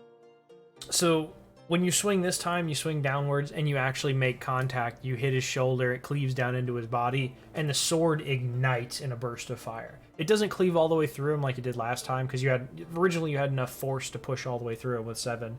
That was his hit points with 7. I'll just tell you. He's a fucking goblin. It's not that hard to look up the stat block. First time you had enough points to cleave through him entirely. The second time, not so much. With 6, you weren't all the way through, but that sword just ignites in a burst of mighty yellow reddish fire, and it cooks him from the inside. He squeals, this loud, and falls off. All right. Okay. Pulling your sword down with him, but then he like slides off the sword at the end, so it's not like hindering you in any way. All right. So you would say it's a bonus action to pull anything else out? Yeah, but you just used your bonus action to. I'm just saying that for my next turn. Yeah, it would be your bonus action to draw a weapon.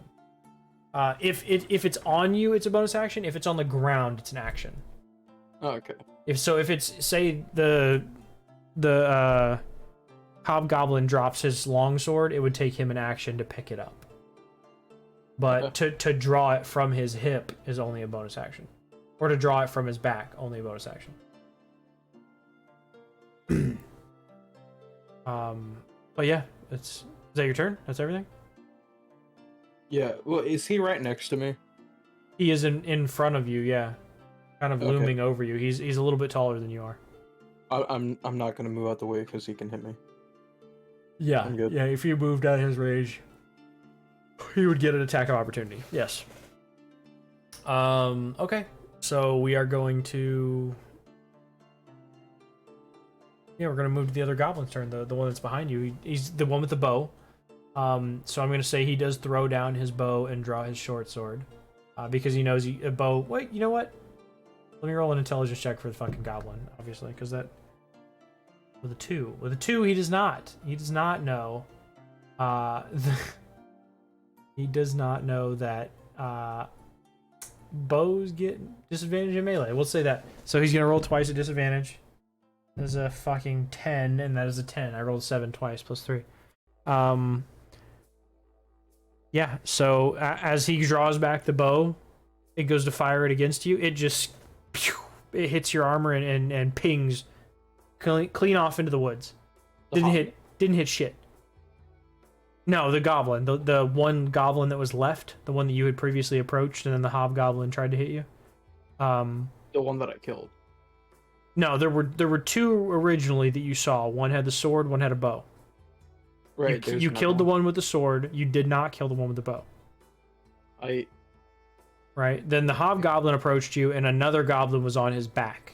Oh, I thought you meant like the one with the bow went on top of his back. Oh, no. Yeah, it was a 4th goblin. That's why I had you roll a d4 for 4. Oh, okay. Yeah, so he does take that bow shot. It's just ping right off your armor and shoots clean into the woods. It makes no sense what he tried to shoot at you. He made contact, but it was just a really poor angle, and it flew off. He does not get a second attack. He has some bonus actions, but they're not great, so we're not going to do any of them. Next is you. No. Next to the hobgoblin. I'm sorry. Next to the hobgoblin.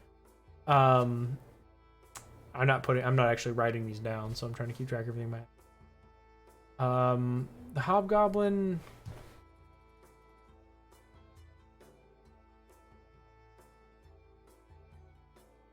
One, two.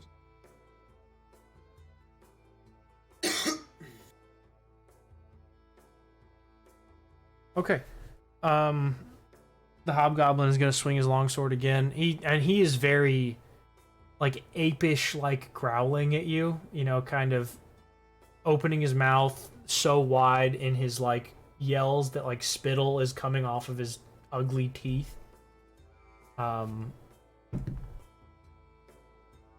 With a 18 to hit. Yeah, he hit. Okay. That one's going to be 8. I was using 2 hands, so it was a D10. You're gonna take 4. 3 plus 1. 4 damage. 4 slashing damage. Yeah. Oh shit. Okay. He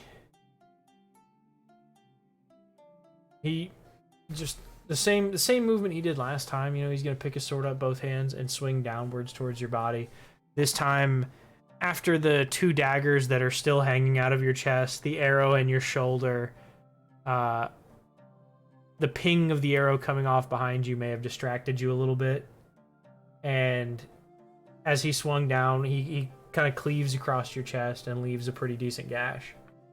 You know, you are now bleeding from the chest.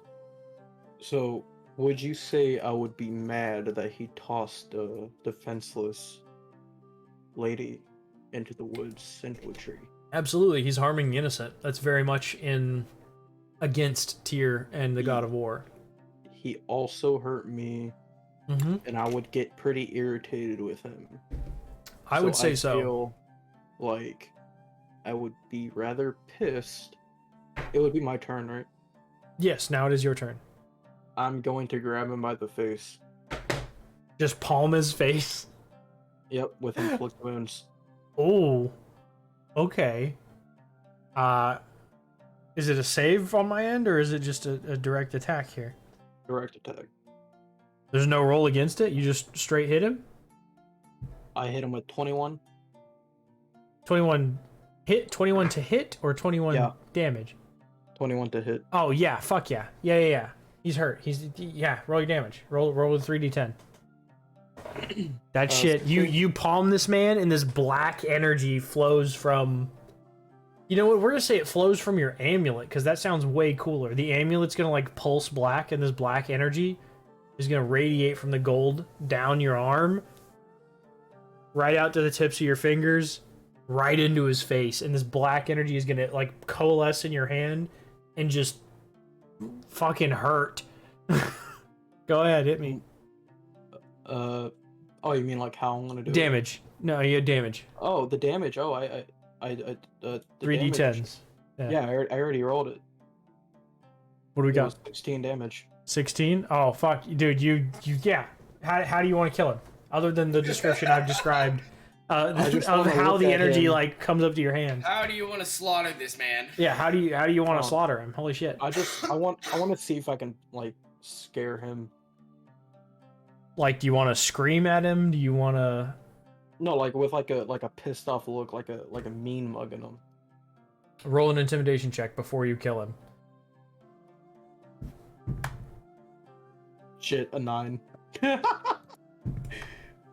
With a natural 1, he is fucking petrified.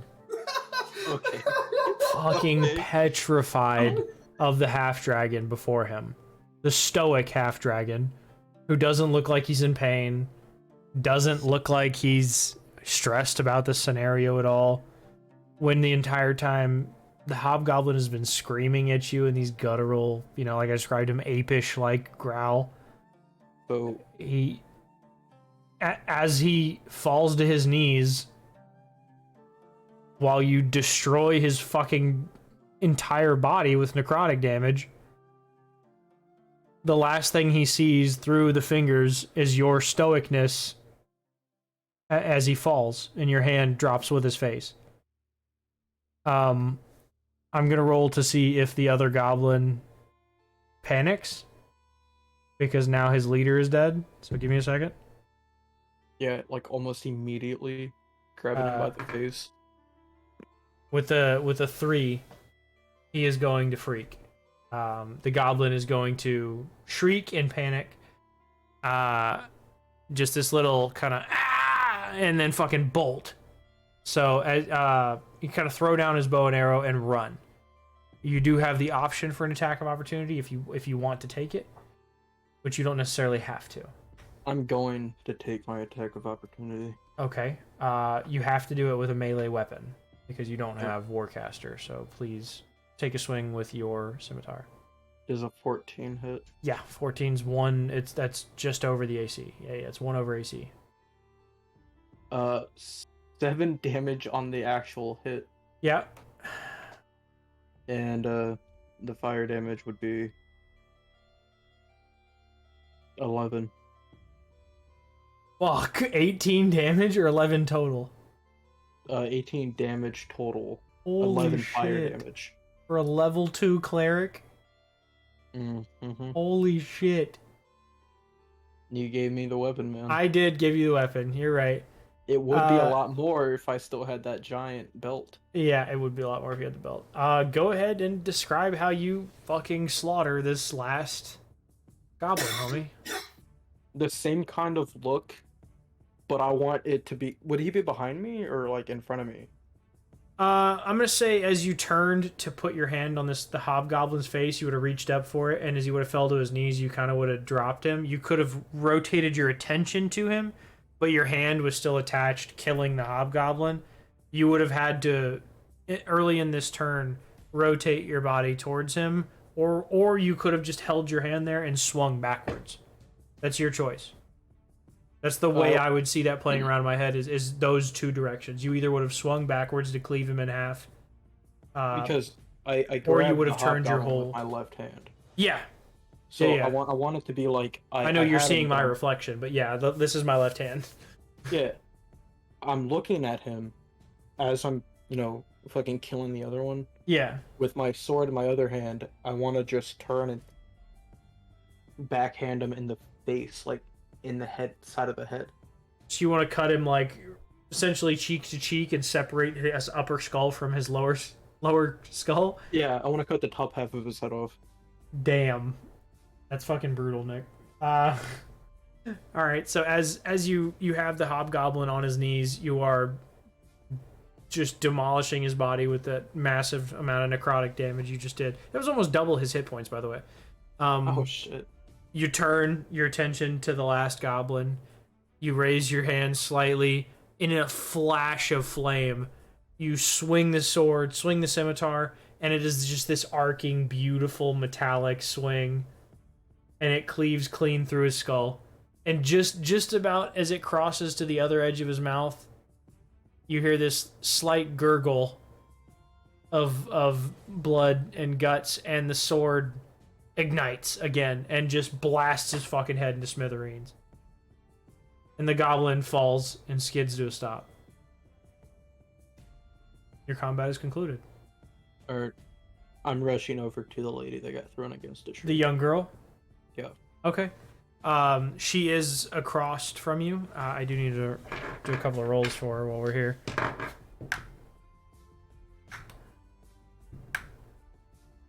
Okay. With 3 over 10 rolls for her death saving throws, she did succeed all of them. She still has 0 hit points. She is unconscious, but she is stable. I'm using cure wounds. Okay. I'm gonna say when you walk up to her, she's gonna be laying on her stomach, kind of semi-curled into a ball because she is at the base of a tree. When she was thrown, she hit a tree and just kind of collapsed. Right. So you can describe it further than that if you'd like to walk up and like roll her over or pick her up and cradle her and cast it. However you plan to do it, homie. Please be as descriptive as possible. I'll walk over to her, still kind of flabbergasted by the whole scenario of what happened. Sure, yeah. You know what? Make me a wisdom saving throw before you do this. A wisdom saving throw? Yeah, make me a wisdom saving throw. 11. 11? Okay. Not important yet. Do you have like a notes section for your character anywhere? Not Yeah. even on D&D Beyond, just like a Word document or whatever. It doesn't matter. Well, I have it on D&D Beyond. Okay, that's fine. Write wisdom failures after necrotic damage, and then put like a colon, and then just put 0 for now. Because you didn't fail that. You were looking for a 10. Wisdom fails after necrotic. Yeah, wisdom fails after necrotic damage. Because Okay. remember what we talked about, when you do this, it's a thing that scares you, your ability. No, I just didn't want to use it until it was like Until actually it's necessary. Yeah, I'm gonna, in my head, is that not you being afraid of your own power? No, it's like what I guess, yeah.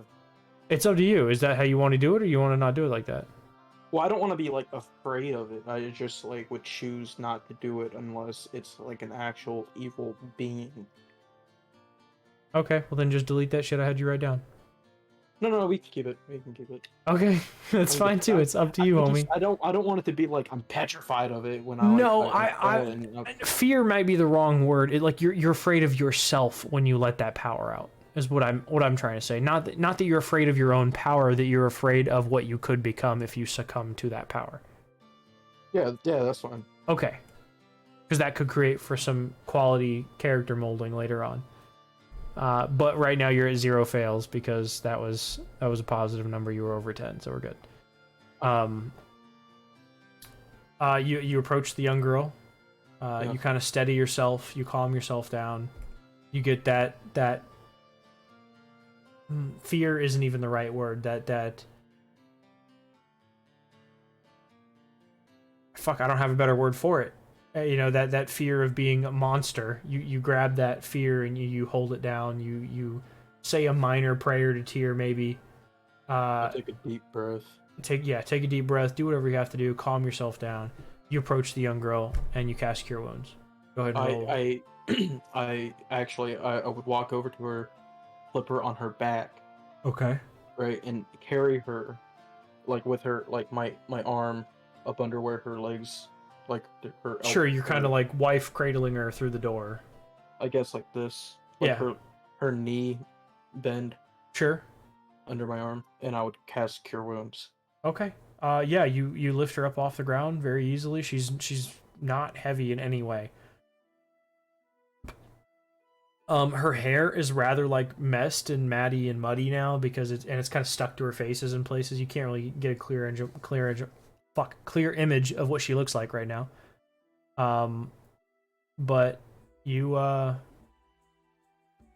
5 health. okay, yeah, you cast your spell. She gains 5 health. She returns to consciousness. As she looks up at you, we're gonna cut back to as her eyes flutter open.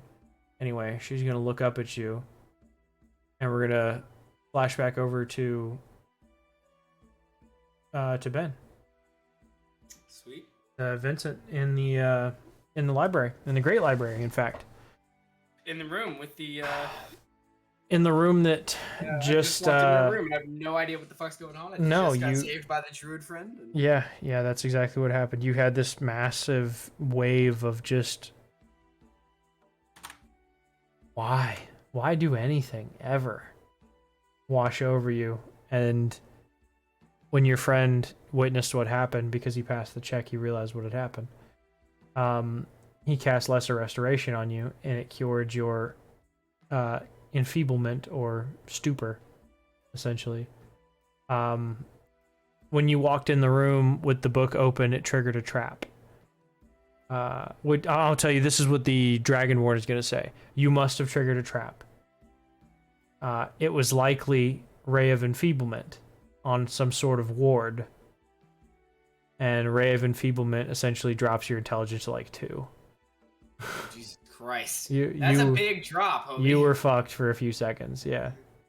But luckily, because I rolled a 16 on needing 14 roll, cast succeeded. Alador succeeded. And he cast his Lesser Restoration on you, burning a spell slot. He should be back soon. Maybe if he plans on joining, I don't know. Yeah, if he plans, yeah. Yeah, let me shoot him a message real quick. Yeah. You know what? How long are we into this? We're hour 52. We are hour 52. Yeah, it'd be a good. I was gonna say, do you guys want to go ahead and take our break since it'd be a good spot we're picking for a back break up you? since we just flipped back over. We okay. did the set. For anybody who's watching, we will be back in about 15 minutes. It's gonna give us time to run to the restroom, grab drinks, do what we got to do. Yeah, we'll see you guys in just a few minutes. I'm gonna leave the tavern music going, the fantasy music, and we'll see you back here in about 15 minutes. Oh, we're taking a break? Yeah, we're gonna take a break right now. So 15 minutes or so.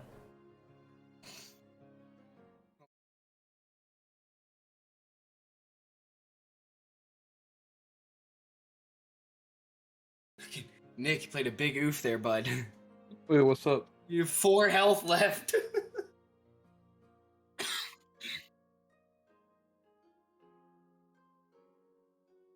But hey, man, I killed the people. You have 4 HP left. I can't say Oh, anything. yeah. I had 1 left at one point. I passed out. Almost passed out at one point. Cass literally is the only reason my character is still in this campaign. I'm actually kind of happy I didn't die. Cass is the only reason I'm still in this campaign. What, did he heal you? Yeah. I fell off of his back. Wow. So I had 5 HP left. I took.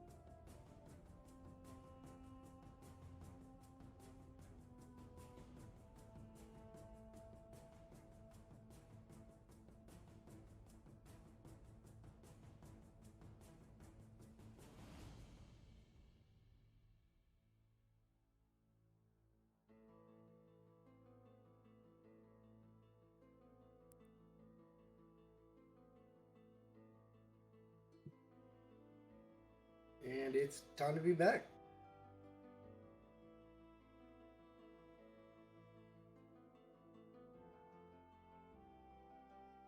Alrighty.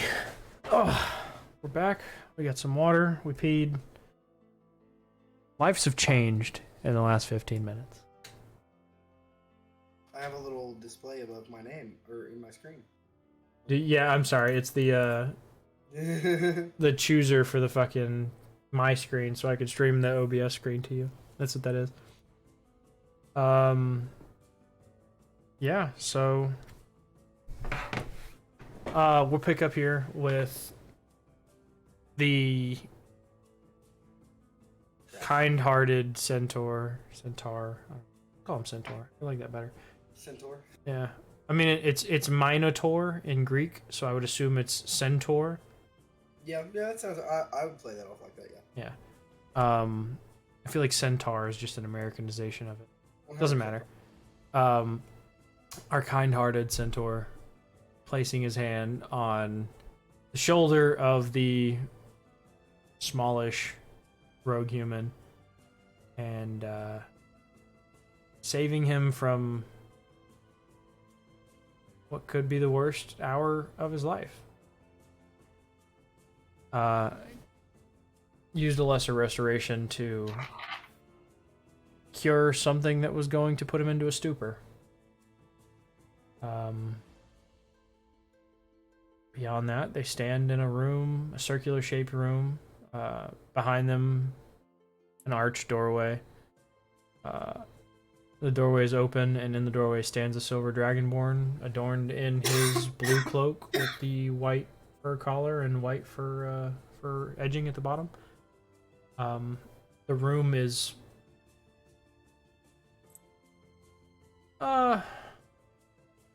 it's not hundreds of feet high, but it's probably 100 feet tall, and it's cylindrical. It is a round room, and it is bookshelves upon bookshelves upon bookshelves, about 100 feet high. It is, if you spun, you remember when you were a kid and your dad would like grab you by your ankles and spin you around in a circle? Yeah. Like that, if you did this, it would be the most beautiful just array of colors, man. You even somebody who's colorblind could appreciate it. It would be rather pretty. Fuck you, Nick. Laugh at my disability, fuck you. We both are. It's okay. You're laughing too. Yeah, I'm allowed to. It's my disability. It's kind of our big comedic point with you, so. It is, yeah. What else is Hey, wrong what with color it? is this? Literally all the medical problems. At least What you're not color as is good as this? Eleanor. Yeah, that was rough. So we pan back into your vision. We are now in your point of view. What do you want to do? You're in a room, as I described it, 100 feet tall, stacked floor to ceiling with books. I'm gonna continue walking towards the center of the room. I'm kind of slowly looking around, seeing what I see of the books, anything that would catch my eye. Okay. As you step closer to the center of the room, you hear the sound a page makes when the wind blows underneath it, and it kind of it's like it's trying to turn. You hear that little kind of fluttering of paper. As you get closer to the center of the room, nothing particularly crazy happens. You just hear that noise, and you are holding an open book that appears to be frozen in time with its pages spread, like this. Okay. What do you do? I'm gonna look down at the book and see what's written on the pages. What languages do you speak? Elvish, Dwarvish, Deep Speech, Common, and Thieves' Cant. Yeah. So, and you would definitely be able to read it. At the top, in very fine letters, it reads "The Joy of Extra-Dimensional Spaces." I'm gonna need you to make a Arcana check for me. Arcana check. Yeah. That's a D20. Yes, D20 plus Arcana modifier, whatever it is. It's gonna be 16. Okay. Yeah, the DC was 13. In the it's pretty monotonous writing, you know, it seems very boring. Nothing that would interest you beyond what's written in the edges. The edges is it's handwritten, you know, it's in shorthand. It's very much a cipher adjacent writing, you know, like she was trying to keep this to herself. If anybody opened this book, they wouldn't be able to read it, kind of thing. But your sharp your sharp dagger, for lack of a better pun to make here. A roguey term. Yeah, better lack of a better pun. Which, by the way, if you make puns in my campaign, it's disadvantage. So. So does that mean your next roll against? Yeah, next one, because I made that. I'll roll disadvantage. Sure. Puns get disadvantage. We don't do puns at my fucking table. Yeah. I'll get to advantage. Fuck you for that.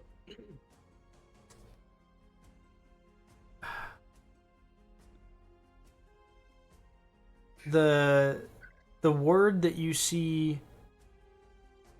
You know what? I'm gonna message it to you, and you can decide whether or not you. Okay.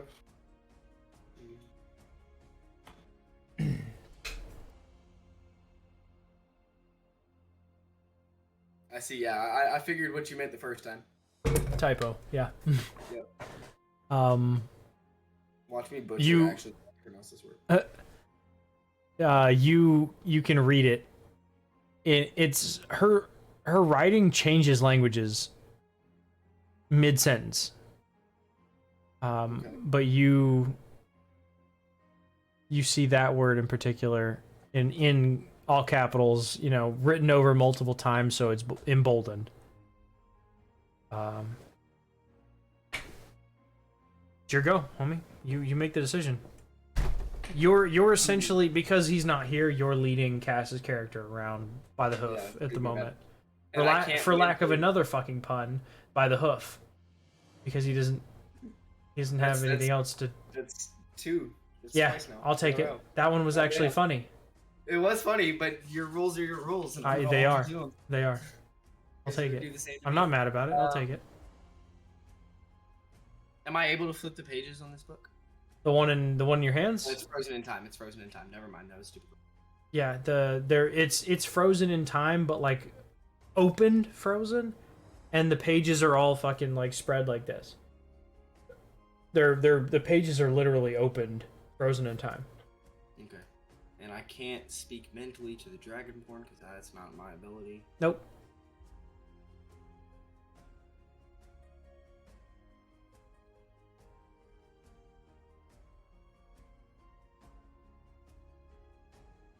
I'm gonna look at the Dragonborn and say, does the word specter have any As sort you- of meaning to you? You say it out loud Yes.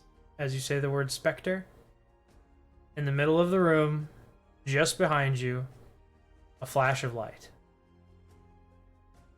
Blinding, so much so that your eyes have to adjust. You close them, squeeze tightly,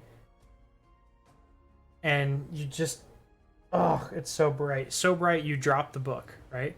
And you reach up and you try and cover your eyes. It burns to your core. You feel this light. Your druid, same thing. He reaches up, guards his eyes. And the Dragonborn, you hear him scream behind you in pain. The pain is very brief, though. He's not in any sort of physical harm. It was just an abrupt, Light. very, very harsh, bright white light. As the light begins to slowly fade and your eyes start to readjust, you see the outline of a door.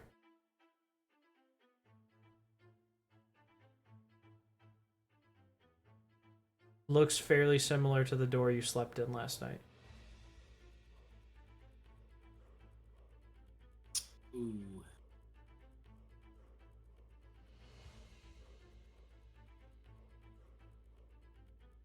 I'm gonna. So I look at the Dragonborn in confusion, and I ask, what do you know of this? I have no ability. He's gonna say that that's obviously a Mordekainen's mansion door, but you didn't utter the words. You only asked him a question. You can see the confusion on his face. Dragonborns don't have eyebrows, but like if they did, you know, he would hit you with that like what? What the? He would hit you with that very much confused eyebrow raise. He's just as in shock at this as you are. You do not have this ability, and he knows you do not have this ability. It's your choice, Obi. I know you're trying to hand this to me so I guide you somewhere, but that's not the point of this. I know, no, I'm just trying to get answers. That would be a natural reaction. Sure. Feels a little trappy, homie. Roll me history check. History check.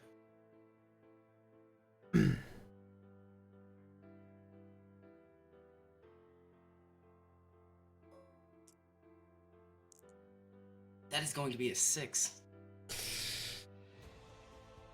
I'm gonna tell you earlier, the mission you were assigned before we jumped over to Nick. The mission you were assigned was to find either how to summon or to find the summoned Mordekainen's door that lasted forever. Okay.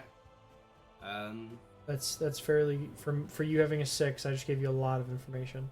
You did, yeah. I genuinely thought you were gonna give me dog water. Yeah, I thought about it, but that seems unfair and like an impediment to the story. I'm gonna put a dagger in hand and I'm gonna enter the doorway. Which dagger? My dagger of returning. Okay. You pick up the book. Do you leave the book? I'm gonna leave the book sitting. Okay. I'm going to leave. Make a perception check before you enter the door. Perception check. Yep. I gotta see what my modifier on perception is. Oh yeah, that's right. It's my fucking -1. Yay. Let's go with a 4. Everything seems to be perfectly fine. I enter the doorway, still dagger in hand. Yeah, you reach up and you touch the door, and it slides open for you. Within, you see, just like last night, there are floating objects moving around. There is this beautiful marble staircase, almost identical to the one yours was previously, that starts on either side of an archway and then curls up behind you. In front of you, an archway. Beyond that, a darker room. And between the two, a hallway. Going either direction. Okay. I'm gonna call out, is anybody there? I'm gonna yell it. I'm not gonna yell because kids sleep. All of the moving objects freeze and move and look directly at you. Like, you can see them shift and point at you, whatever they are. Based on your experience last night, staying in a Mordekainen room, you know that these are the unseen servants that carry around. Will do anything you can ask them to do within reason. Sometimes without reason, if you roll high enough. For future reference. What do you plan to do? That's what happens. I mean, that's the comeback there is when you hello, is anybody there? They all just shift at you. I'm gonna search the rooms of the house. Just see what I find out in the house itself. So let me ask you: do you want to do like an overall view, or do you want to do like specific room after specific room after specific room? I'm gonna individually search each room. Okay. This place does get bigger as you need it to get bigger. That's one of its perks. Mm-hmm. Like you can just add rooms at will or add floors at will. So that's going to be kind of a difficult thing because you in theory could inevitably be, or well, indefinitely be rolling. Yeah, you could indefinitely be rolling. Okay, then. So I'm gonna say make a perception check first to see how many doors Perception you check. might be able to detect. 5. Okay. And that was a D20 roll? Yep. Okay. I have a -1 to perception, remember? That's true. I forgot. And I rolled a 6. It's kind of what fits right here, though, is a perception roll. So, I'm going to say down the right hallway you see one door, and then down the left hallway you see 2 doors. In the left hallway, the 2 doors, the farthest one is cracked open. You can see light coming from inside of it down the dark hallway. I'm gonna go investigate that room. Okay. As you walk to it, are you being stealthy or are you just Yes, proceeding I'm directly being to stealthy. it? Okay, roll me a stealth check. Stealth check, that's a +4 D20. 19. Plus 4 or plus 3? 20. It's I believe it's +4. That's proficiency. So, Yeah, it should just tell you on D&D Beyond. It'll say plus. I whatever. didn't use D&D Beyond. I used the. Yeah, I know. Just if you have your character sheet pulled up on D&D Beyond, Yeah, it should stealth tell you. is +4. And Okay, so that's a dirty 20. Yep, Nice. dirty 20. Yeah, dirty 20. Yeah, so on D&D Beyond, it includes the expertise or the proficiency in that roll. You don't have to do it. Yeah, well, D&D 20 has kind of rolled me 5 nat 1s today, so I'm super. That's true. Yeah, well, just you keep the stats. You don't have to roll them in there. I like it. But yeah, wow, with the dirty 20, I mean, very clearly you can progress down there. You feel like you're being stealthy. I feel like I'm being stealthy. Yeah, you feel like you have accomplished the goal of stealth. Like you feel like you're moving in a very stealthy manner. You pass the first door that would be once you go to the left, you walk down this hallway. On the left is the closed door. Further down on the right is the open door that has light coming out of it.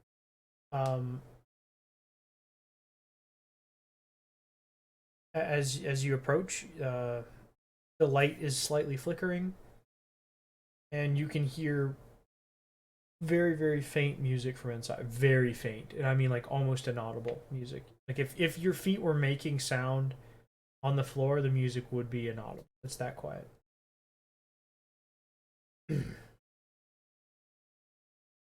What you doing? You said there was a crack in the door, correct? Like it's slightly cracked open. Yeah, it's ajar, maybe like 2 to 3 inches.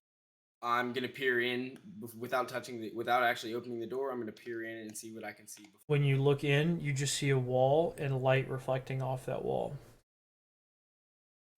So essentially, the door, if you're standing at an angle, the door is opening inward, and there's a wall right here. So when the door is open, you're just looking at this wall. I'm gonna slowly begin cracking the door open and kind of gathering my surroundings as I'm swinging the door. Touch the wall with your bare hand? No, just the door. I'm sorry, you touched the door with your bare hand? Yeah, I can't change what I'm thinking now. Okay. I don't like where this is going. Wow. The door opens. It very slowly creaks open. Within, you see a fireplace along the right wall. It is lit. It is burning brightly. It is very, very warm in this room. On the bed, that is, how do I put this? When you walk in, there's a slight door. Your left, there's very obviously some kind of other room inside this one. In front of you, there is the fireplace on the right wall, and in front of you, somehow, there is like almost a French doored balcony. Like it's got like 3 French doors on it, and there's a balcony outside. There are opaque, clear-ish silver curtains. Not silver, I'm sorry. Like whitish curtains that you can't really see through. Almost clear. Satin-esque. No, it's not right. Is that the right word? Sheen. Satin-esque. Sheen. It's got that okay. sheer. That's the word I'm looking for. Holy shit. There it is. Sheer. They're very like white sheer chiffon curtains, you know what I mean? Something like that. And then Like you could see his silhouettes through it, but you couldn't very make out much so. anything. Yeah. You couldn't see perfect detail. You can see them very lightly blowing in a breeze, which you can't feel. You can only see them moving. You feel the warmth from the fire, but you don't feel any breeze of air. Outside, you can see a cityscape. And then beyond that, a beautiful starry sky with one singular mountain silhouette carved into the sky. And it looks like Mount Vesuvius. It's the most like picturesque mountain ever. On the left wall, as you look further left, there's a hanging piece of art. As you look further left, there is a wardrobe of some kind, like a big wooden carved wardrobe. Further left, you find the bed. Right on the bed, you see. Yeah, you see a skull, and a wooden, well, not a wooden. I'm sorry, a skull. The blanket is tucked up rather high. The very thick comforter, silver comforter. But it seems to be kind of collapsed in the middle around like where the abdomen of this person would be. You see the skull, you see long hair, you see the jaw is like slightly ajar. Whoever this is appears to have been dead for quite a long time. Though this room keeps cleaning itself because otherwise she would be covered in dust. The room would be covered in dust because she's skin and bones. It has to have been years since she's died. Beyond that, the further left you go, there appears to be another wardrobe and a bookshelf pressed into the wall. Like recessed into the wall, there's a bookshelf, and then outstanding from that is a wooden curio cabinet kind of thing. Based on that, I mean, anything more, any kind of details, you'd have to do an investigation check. I think I've got a general gist of everything in the room. Well, that was just a very broad overview of what you see when you open the door. Okay. But you can like specifically look to like for like lootable items would be like an investigation check, or to like go search the body would be an investigation check. So what I'm actually going to do is I'm going to call out for the Dragonborn to come see this room for himself. Roll me a d20. D20? Yep.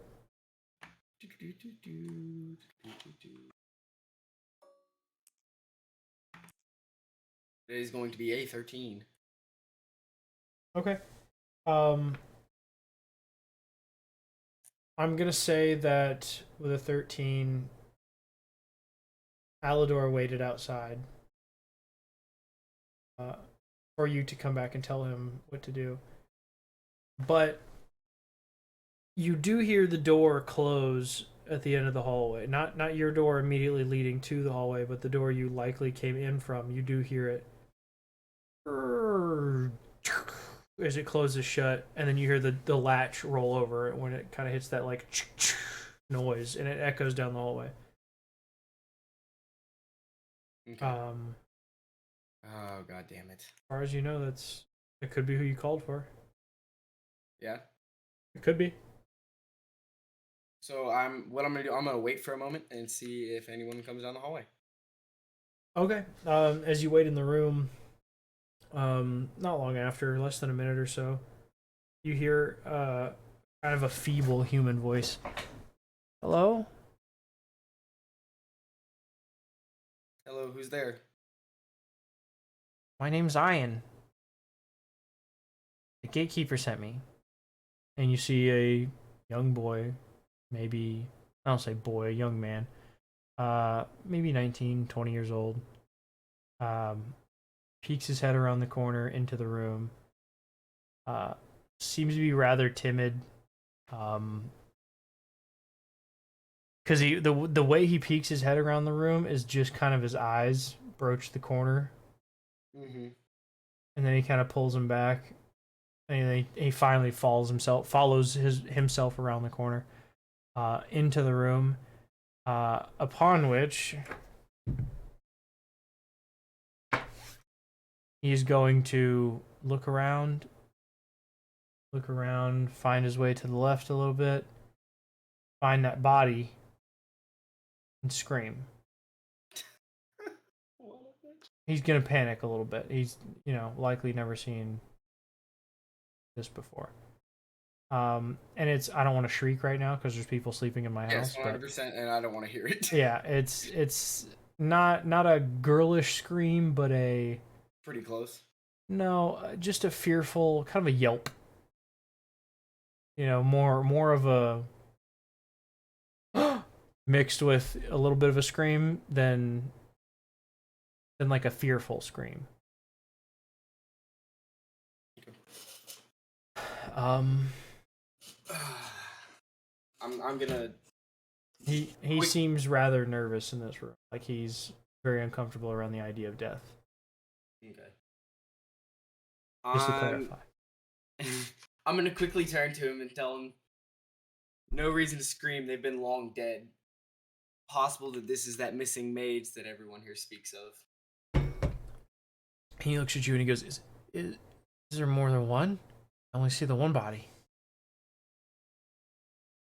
This is the only one I have found so far. Well, we should probably figure out who it is and then check the other rooms, right? Yes. He walks up to the body very, very slowly. Like almost hilariously in the fact that he's like taking a really long step and then waiting for a second and just making sure it's not going to move. And then takes another long step and stops for a second to make Anytime sure it's not now, gonna we move. don't have all day. I'm sorry, this is all new to me. I'm just a mage. And he walks over to the body and he places his hand on the bony skeleton's palm. Casts a spell. And then he looks back at you and you can see the fear in his eyes. What is it? What have you found? This is Lord Matrius. So it is one of the missing mages. It would appear so. I guess we'll check the rest of the rooms and see if the other one is here. Please, after you. I'm gonna leave the room. I'm not even gonna acknowledge what he said to me last. I'm gonna leave the room and check the other room in the hallway. Okay, so you head down the hallway to the right. I'm sorry, it'd be to the left now. Yes. And then on your right, you approach the door. Are you attempting to be stealthy in any way, or are you just directly walking around now? No, I'm not even attempting to be stealthy. This little iron would give me away anyway. Probably. I've given up on stealth because he screamed. But I do still have a dagger in my hand. I am still cautious. Sure. I'm just not as worried about being quiet now. Okay. My presence would have been made well aware. Yeah, so you... Sorry. You walk into the room. This room would appear to have fairly similar layout, but instead of a bed in this room and wardrobes, it is mostly shelving and equipment. It looks like some kind of scientist lab to you. Make me a basic intelligence check, just a straight intelligence roll. That's gonna be a 20 plus 2. Let me double check. A natural 20? No, I'm a D20. I'm doing math. Yeah, it'd be a D20 plus 2. Sorry, I was like, oh shit. Yeah, no, that would be fucking great. Right? There does seem to be a little more randomness in this than there feels like there is in D&D Beyond. In D&D Beyond, it feels like you're often like skewed into lower rolls, and I don't like how that feels. Yeah. And in tabletop, it does give the feeling that you're getting a little more even rolls. But even then, I'm still a fan of regular dice. That's why I use regular dice. I want regular dice. I like the noise they make. I like the feeling of them. It feels a lot better. I got a 16, by the way. Okay, yeah.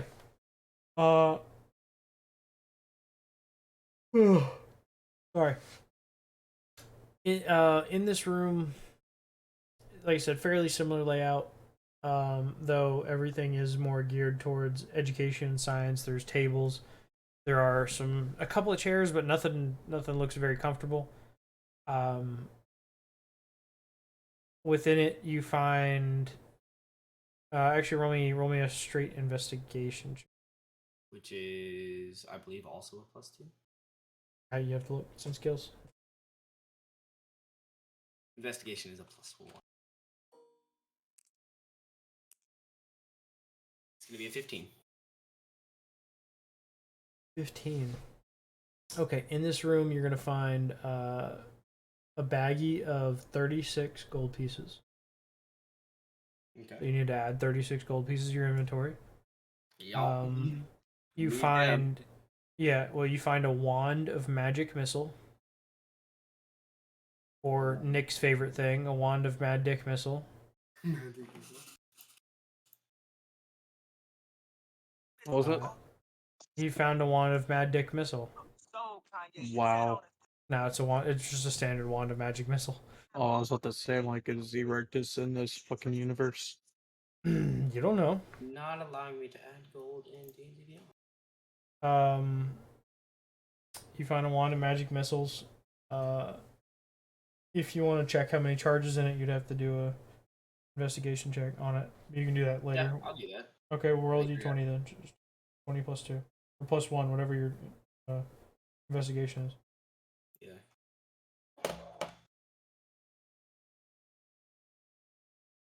Great, you removed my camera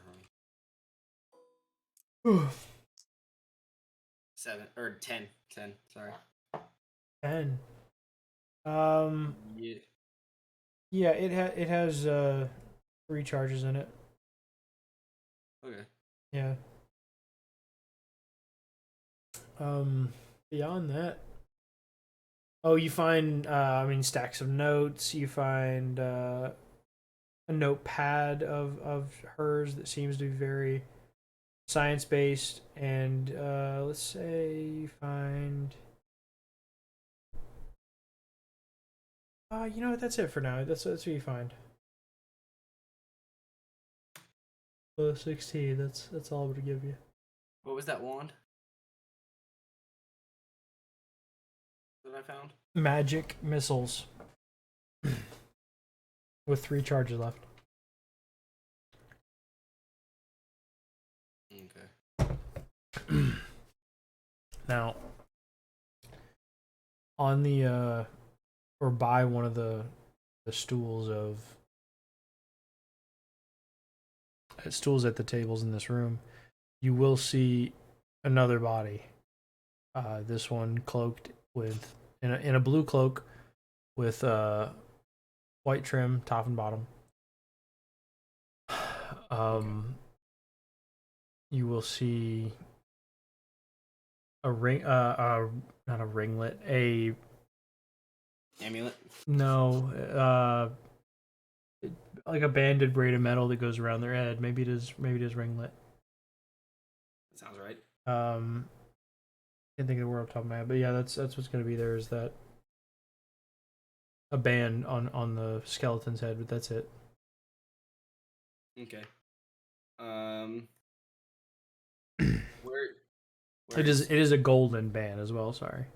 Okay. Where's No, fuck, I lied. It is a silver band, and at each like vertice of the crisscrossing X's, there is a golden dot, but it is still made of silver. I'm going to walk towards the body and kind of investigate the band. I'm not going to grab it, but in the process of that, I'm going to yell at Ian, but I don't know his name at the time, so I'm just going to say. Yeah, he introduced himself as Ian. Oh, did he? Okay. Yeah. Ian, get in here. Found another one. Oh boy. He slowly walks up and very, very cautiously enters the room. You know, Miss, she was known for her tricks and her traps and her ability to have her way with other wizards. Well, you don't know it's her for sure. It's very likely that this is her keep, but it's just pocket-sized. Is the band on her head something she would have worn? It's not really written about. I don't know. And so by this point, you can see that this creature was an elf. I'm assuming you would have moved towards her like you did the last one. I'm guessing. Well, yeah, I said I was gonna walk towards her. I'm gonna closely inspect the band on her head, but I'm not gonna touch it while talking to Ian. Yeah. So she or he. You did say this one was another skeleton, correct? Yes, it is. It is a skin and bone, or not even skin, just fucking bones and dust skeleton. Okay. She does seem rather scared. While I'm sorry, the youngin that's the assistant essentially does seem rather scared, and the girl in the northeast section of the fucking the exaltation seems strange. That's what I'll tell you. Like she just kind of she's looking at you. The dead body is. That's creepy. Yeah. Do I find anything out from my investigate, like my close look at the headband, or does it just look like a normal headband? Roll investigation check.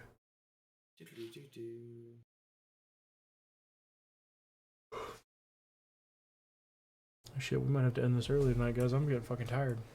Just all of a sudden hit like a fucking train. I want to sleep. 17. Shit. You didn't. You don't have to spell identify, so I'm not gonna tell you exactly what it is, but I'll tell you that it is silver. It has gold at the vertices. Each gold vertice point has a shiny gemstone of some kind. They are small. They're not massive. You know, it might be like worth like 6 or 8 gold apiece. The gems themselves worth like 6 or 8 gold apiece. Go ahead and take it. Okay. Yeah, as you do, go ahead and make a strength check to try and separate it from the body. Strength check. Oh, this is gonna hurt.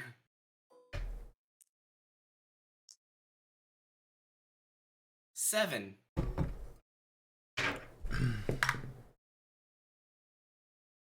Yeah.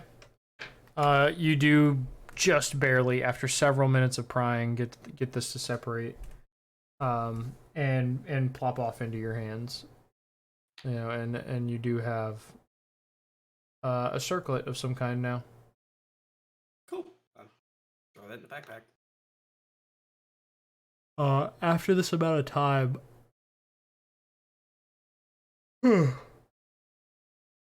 your dagger,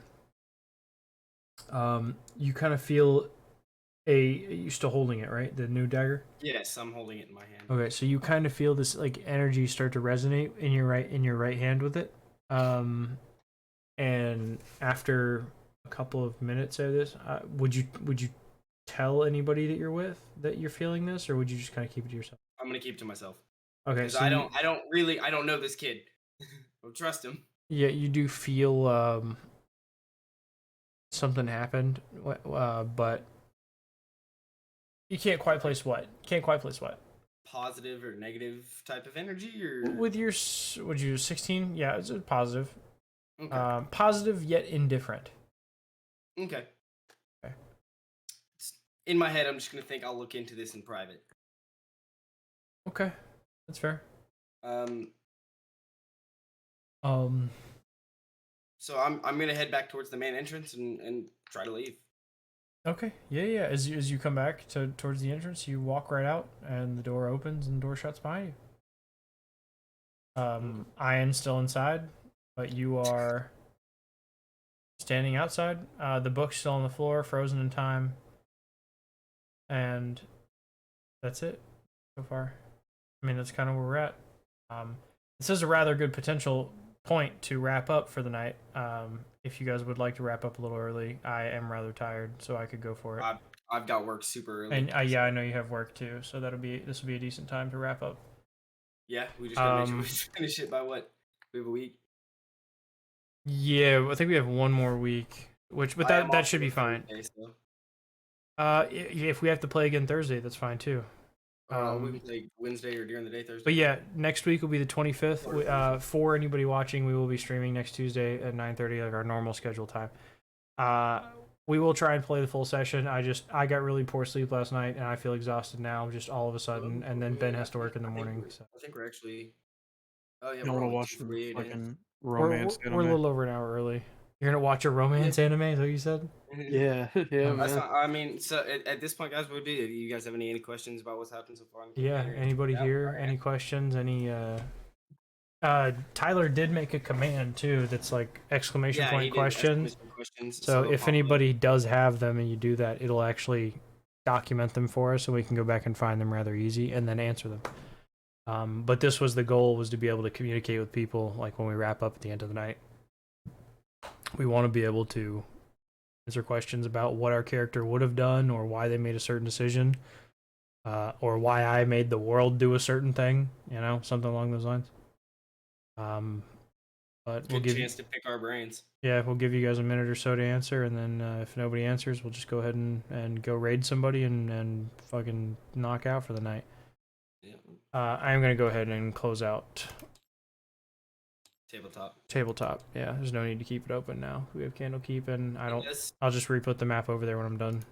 Yeah, it does seem like moving over to tabletop to roll my dice was a fucking nice little switch for me. A little bonus, yeah. Well, considering I went from rolling nat 1s to 16s, 17s, and 20s. Yeah. I want to roll a dice to see what I get. Cool, a 19. Wow, what the fuck? Yeah, I'm gonna roll just out of fucking shits and giggles a perception check on D&D.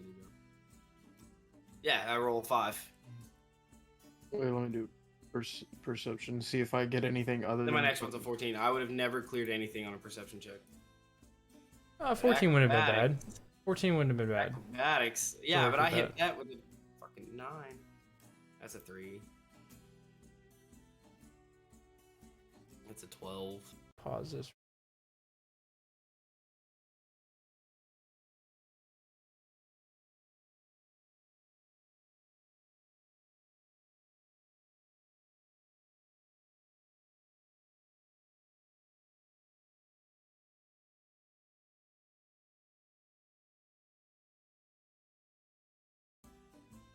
I wanted to relay that information to you. Yeah, I don't like it.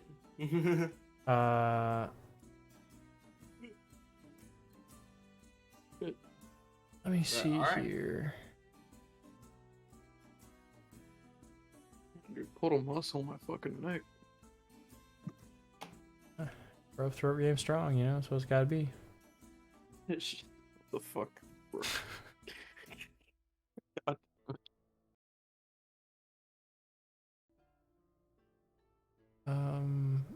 What? No, let's look for somebody with only a few streamers. I want to support small people. Oh, here, are you? Where are you looking for? What game? Just D&D. Small streamer group. I'll help you look. It's fine.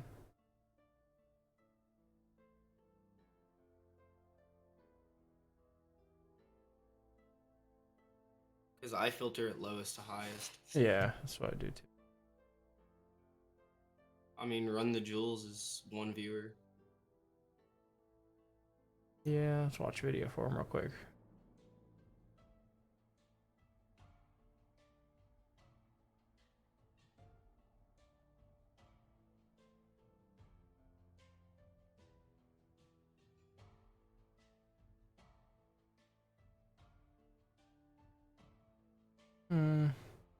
I was really hoping to see somebody with a 0 going up. Yeah, that's what I was looking for as well. I'm just looking for a live, not a rerun, though. Yes. Yeah. And I am gonna set ours to rerun, and then I'm gonna knock out.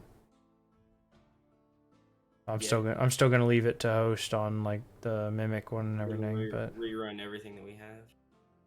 I guess I could. Yeah, I mean it'll be done by the time I wake up in the morning. So. Yeah, rerun the whole set, the first session and this one. Yeah, I could do that. These actual people, or are they? No. Looking for actual live players because I feel like that's just better. I mean, There's Nah, I'll just go with them first ones you picked. now run the jewel. Yeah. Trade.